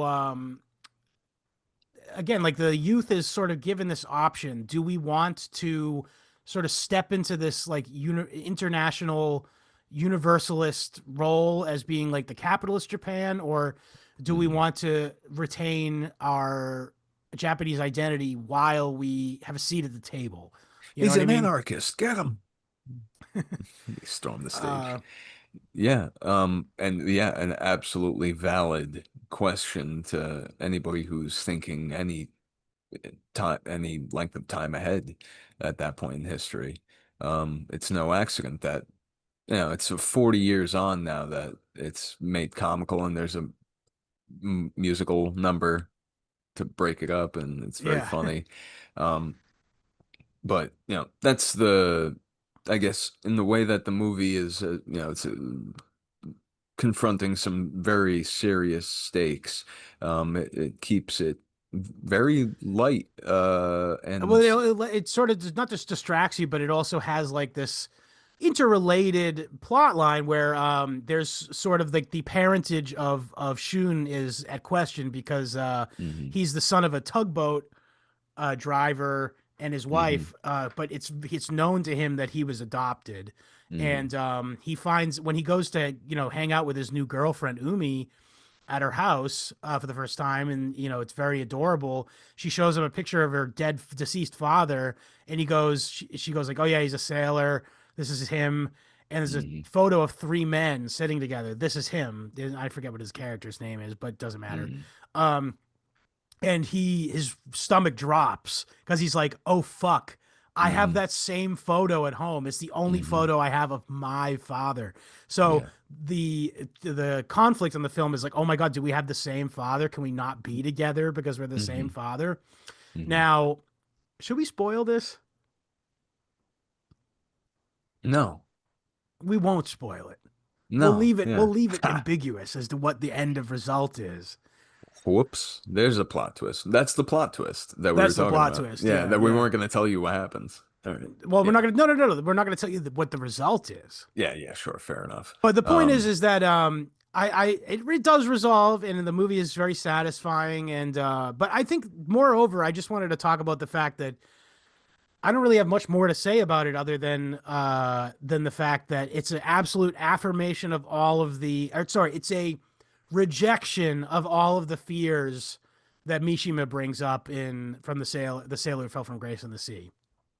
with I suppose some actionable um uh, measures that one can take to keep the uh keep the curse from passing through your front threshold. You know, Yeah. Well, also you, I think it's you important don't that the paint blood over the threshold anymore. You kind of just raise your kids right. make sure they Well, can not make just their that, own but also breakfast. on a cosmological or a theological or religious Shinto level, Hmm. Umi represents like they refer to her as a sea goddess. Um, Hmm. and I think what the implication here is like by Goddess of luck. revering her, or they bring her as like a good luck charm in order to convince the capitalist Japanese businessman who's obviously very westernized in his outlook, to save the school that they all want to save. They treat her as like they would a revered sea kami, you know? Yeah. And in doing so, by having reverence, he shows to them, or they show to the businessman that they have reverence for they convince him to come to the school and sort of check out the place and see that they've not only have they've honored like their surroundings and they've made it look beautiful and cleaned it up. It's not in disrepair anymore. Hmm. And they've also syncretized this great educational program that incorporates worldly knowledge and stuff, but also they have a clear, defined passion for maintaining reverence for their origin, for their culture. And this inspires in him something that I think the Miyazakis would like to hope that Japanese businessmen still possess within themselves, which is this dedication to encouraging that within the next generation of young people. Absolutely. Um, we've been studying sunspots for 10 years, sir. What have you discovered? Well, the sun is very old, and we live very short lives. No discoveries yet, sir. Honest, I like it. It's like, all right. Hey, yeah, it's just money. We, He's almost like an idealized, like good guy Greg kind of like yeah, yeah, yeah. capitalist guy. Like, Well, especially well, because he's what moved. He's swayed moved to him. what they did. Yeah, Yeah. Do you think he was already moved by the connection that he had to their the father, school. Yeah, their possibly, or I don't know father, if that's the or same character, but either way. yeah, But but he had a connection to the school, if I'm not mistaken. I think he had yes, attended there. Yeah, yes, yes, and it was so funny how it's all dudes in this like building. It literally looks like a flea market.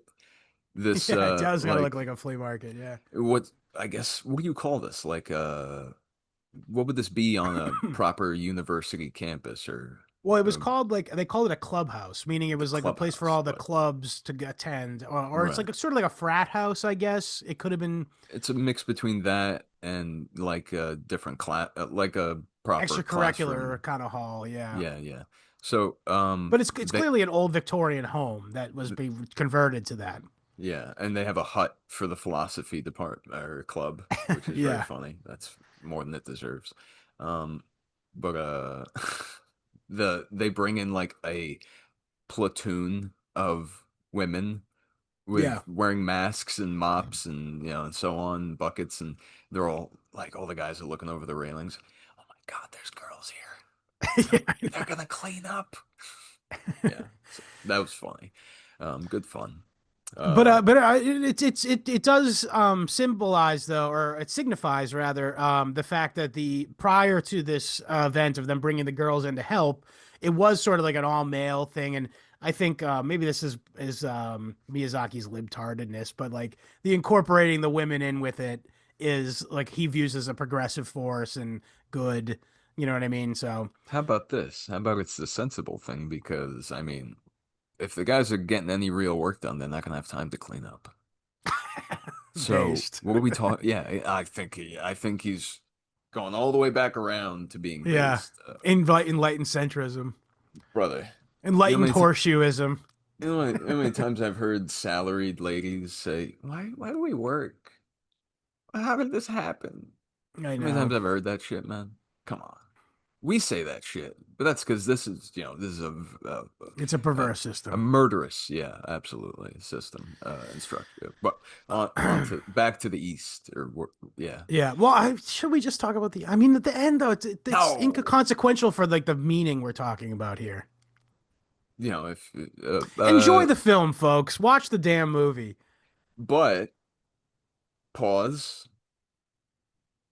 Now they're back, and now we can spoil it, right? Nah, fuck that. Yeah, no? Oh, okay. All right. No, no, no, no. I mean, what does it matter what the result of whether they're related or not is? They're too young anyways to be canoodling anyway. They should be noses keep the noses in the books. That's what I say.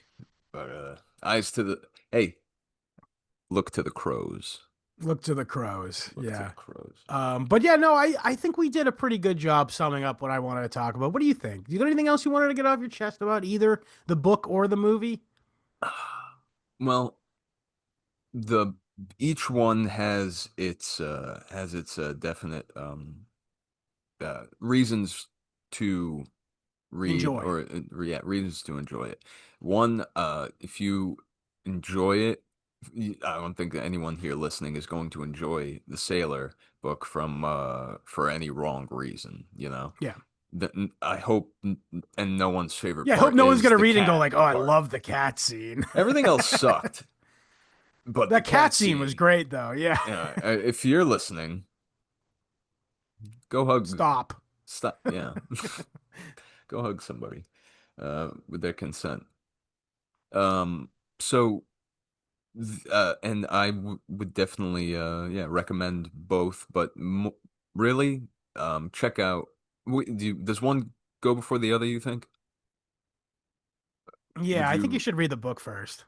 yeah, or at least watch the Chris Christopherson Don't watch the movie. fucking Chris Christopherson movie. No. And if you have seen it, stop listening. No, No, no, that's okay. If actually, you happen to have come on the seen the show. Chris Christopherson movie, I'm okay with it. But, Um, um, yeah, no, just for the sake of time, I think there's a nice tight bow because there's things that we'll definitely be getting into. We'll be referring back to this in future episodes. yeah, So we'll keep for it. sure. Yeah. Yeah, no, I think we did what we came here to do. So, yeah. So Did let's you do have some plugs. a I want to start the plugs with an announcement that Patrick has not heard drum yet. roll? Yeah. Let me. I'm proud to announce that under construction as we speak, the History Homos wiki is underway. I'm Holy not telling you the crap. URL yet because there's security concerns, but we are currently underway creating the History Homos wiki. It's a joke we've been saying since a long time ago. Check the wiki. Oh shit. How many times I checked the wiki? Looking for the Yeah. wiki, it was never there. Yeah, so No there is shit. there's going to be a History Homos wiki, and it's going to have cataloged episodes, guests, characters, meaning people who have guested on the show, just people who are in the group chat. There's going to be pages for now, but also the other reason I would Reference like material, right? I that's would my think. Yeah. next point. Yes, so I want the hopes are for. Oh, by the way, I want to shout out Monkey. By the way, Monkey are one of our great Australian listeners. Shouts out to him, taking his time to do this. There's a those who are you. Some of you will be tapped as well to be active members of this, and I think you know who you are for this undertaking. But I I would need to like get not back just in the this to be chat. a record of the show and the jokes from the show and the fact that Shane References. Gillis is a Fed and stuff Oh, like that, but I would also like this to be in the broader schizo conspiracy community. I would like the History Homos wiki to be like a source just for research into the stuff we talk about, you know? I would yes. like it to grow bigger than the show even. Yeah. I'd like the show to grow bigger, but I would also like the wiki to grow bigger than the show. So if you would like to join in helping us create the History Homos wiki, email me at historyhomos@gmail.com. And by the way, in the wiki, there will be the much vaunted reading list is going to be Beautiful. incorporated in it. So, Amazing. yeah, so Yeah. big stuff's happening for History Homos in 2025, 2026. Get excited. But the big plugs here coming www.historyhomos.com. That URL is going to change. That's going to be the History Homos wiki I'm going to be later plugging, by the way. But for now, also www.historyhomos.com will redirect to the History Homos wiki. Will it actually be on Wikipedia or are we No, it's building a this? separate, it's a whole Yeah. site. Yeah. It's already up. I looked at it already. It's there. But yeah, so www.historyhomos.com for the RSS feed. We're also available on iTunes, Spotify, YouTube, BitChute, Rumble, Odyssey, Rockfin, and most importantly, if you like this show and you would like more of the show, www.historyhomospod.substack.com. That is the best place to support the show. And if you subscribe there, you get not only this weekly episode that you get normally from subscribing to the RSS feed, you can also get a bonus episode once every Thursday. And it's not just us going, we're not going to stop recording here and go, oh, fuck, what are we going to talk about? It's already in the can. We did a fucking hour-and-a-half episode about just the history of Japanese religion and the Shinto culture and practices and all that stuff. Go check it out. And if you want more History Homos, that's the best place to get it. So please head over there, historyhomospod.substack.com. You can also follow us across social media at History Homos Pod. That's Twitter and Instagram. If you'd like to come chat with us in our group chat on Telegram, t.me/historyhomos is the channel. t.me/historyhomos chat is the chat. Fair warning, when you come in there, you have to say a slur. Otherwise, we assume you're an Indian scammer and we kick you out. Sorry, buddy. If you have any, if you have any questions, comments, or concerns, email me at historyhomos@gmail.com. And also, if you'd like to buy a History Homos t-shirt, which I have right here, has Uncle Ted on it and on the logo on the front, email me your size and address at that email. So, die with dignity, Patrick. Anything you'd like to say before we get out of here? All right. I had one thing that fit on a sticky note, but I never got around to cramming in that thing from F is for fake. So I'm taking a bit of time right now here. Okay, I'll vamp for you. No, we're getting there, folks. we're ready. Now this is a monologue regarding Chartres in France or whatever. Sartre? No, some big ass building. Okay. Chartres. Chartres. Okay. Now, this has been standing here for centuries. The premier work of man, perhaps in the whole Western world, and it's without a signature. A celebration to God's glory and to the dignity of man. All that's left, most seem to feel these days, is man. Naked, poor, disposable. There aren't any celebrations. Ours is, as the scientists keep telling us, a universe which is disposable. You know, it might just be this one anonymous glory of all things, this epic chant, this gaiety, this grand choiring shout of affirmation, which we choose when all our cities are dust, to stand intact, to mark where we have been, to testify to what we had in us to accomplish. A fact of life. We're going to die. Be of good heart, cried the dead artists out of the living pasts. Our songs will all be silenced. But what of it? Go on singing. Maybe a man's name doesn't matter all that much. Later, homos.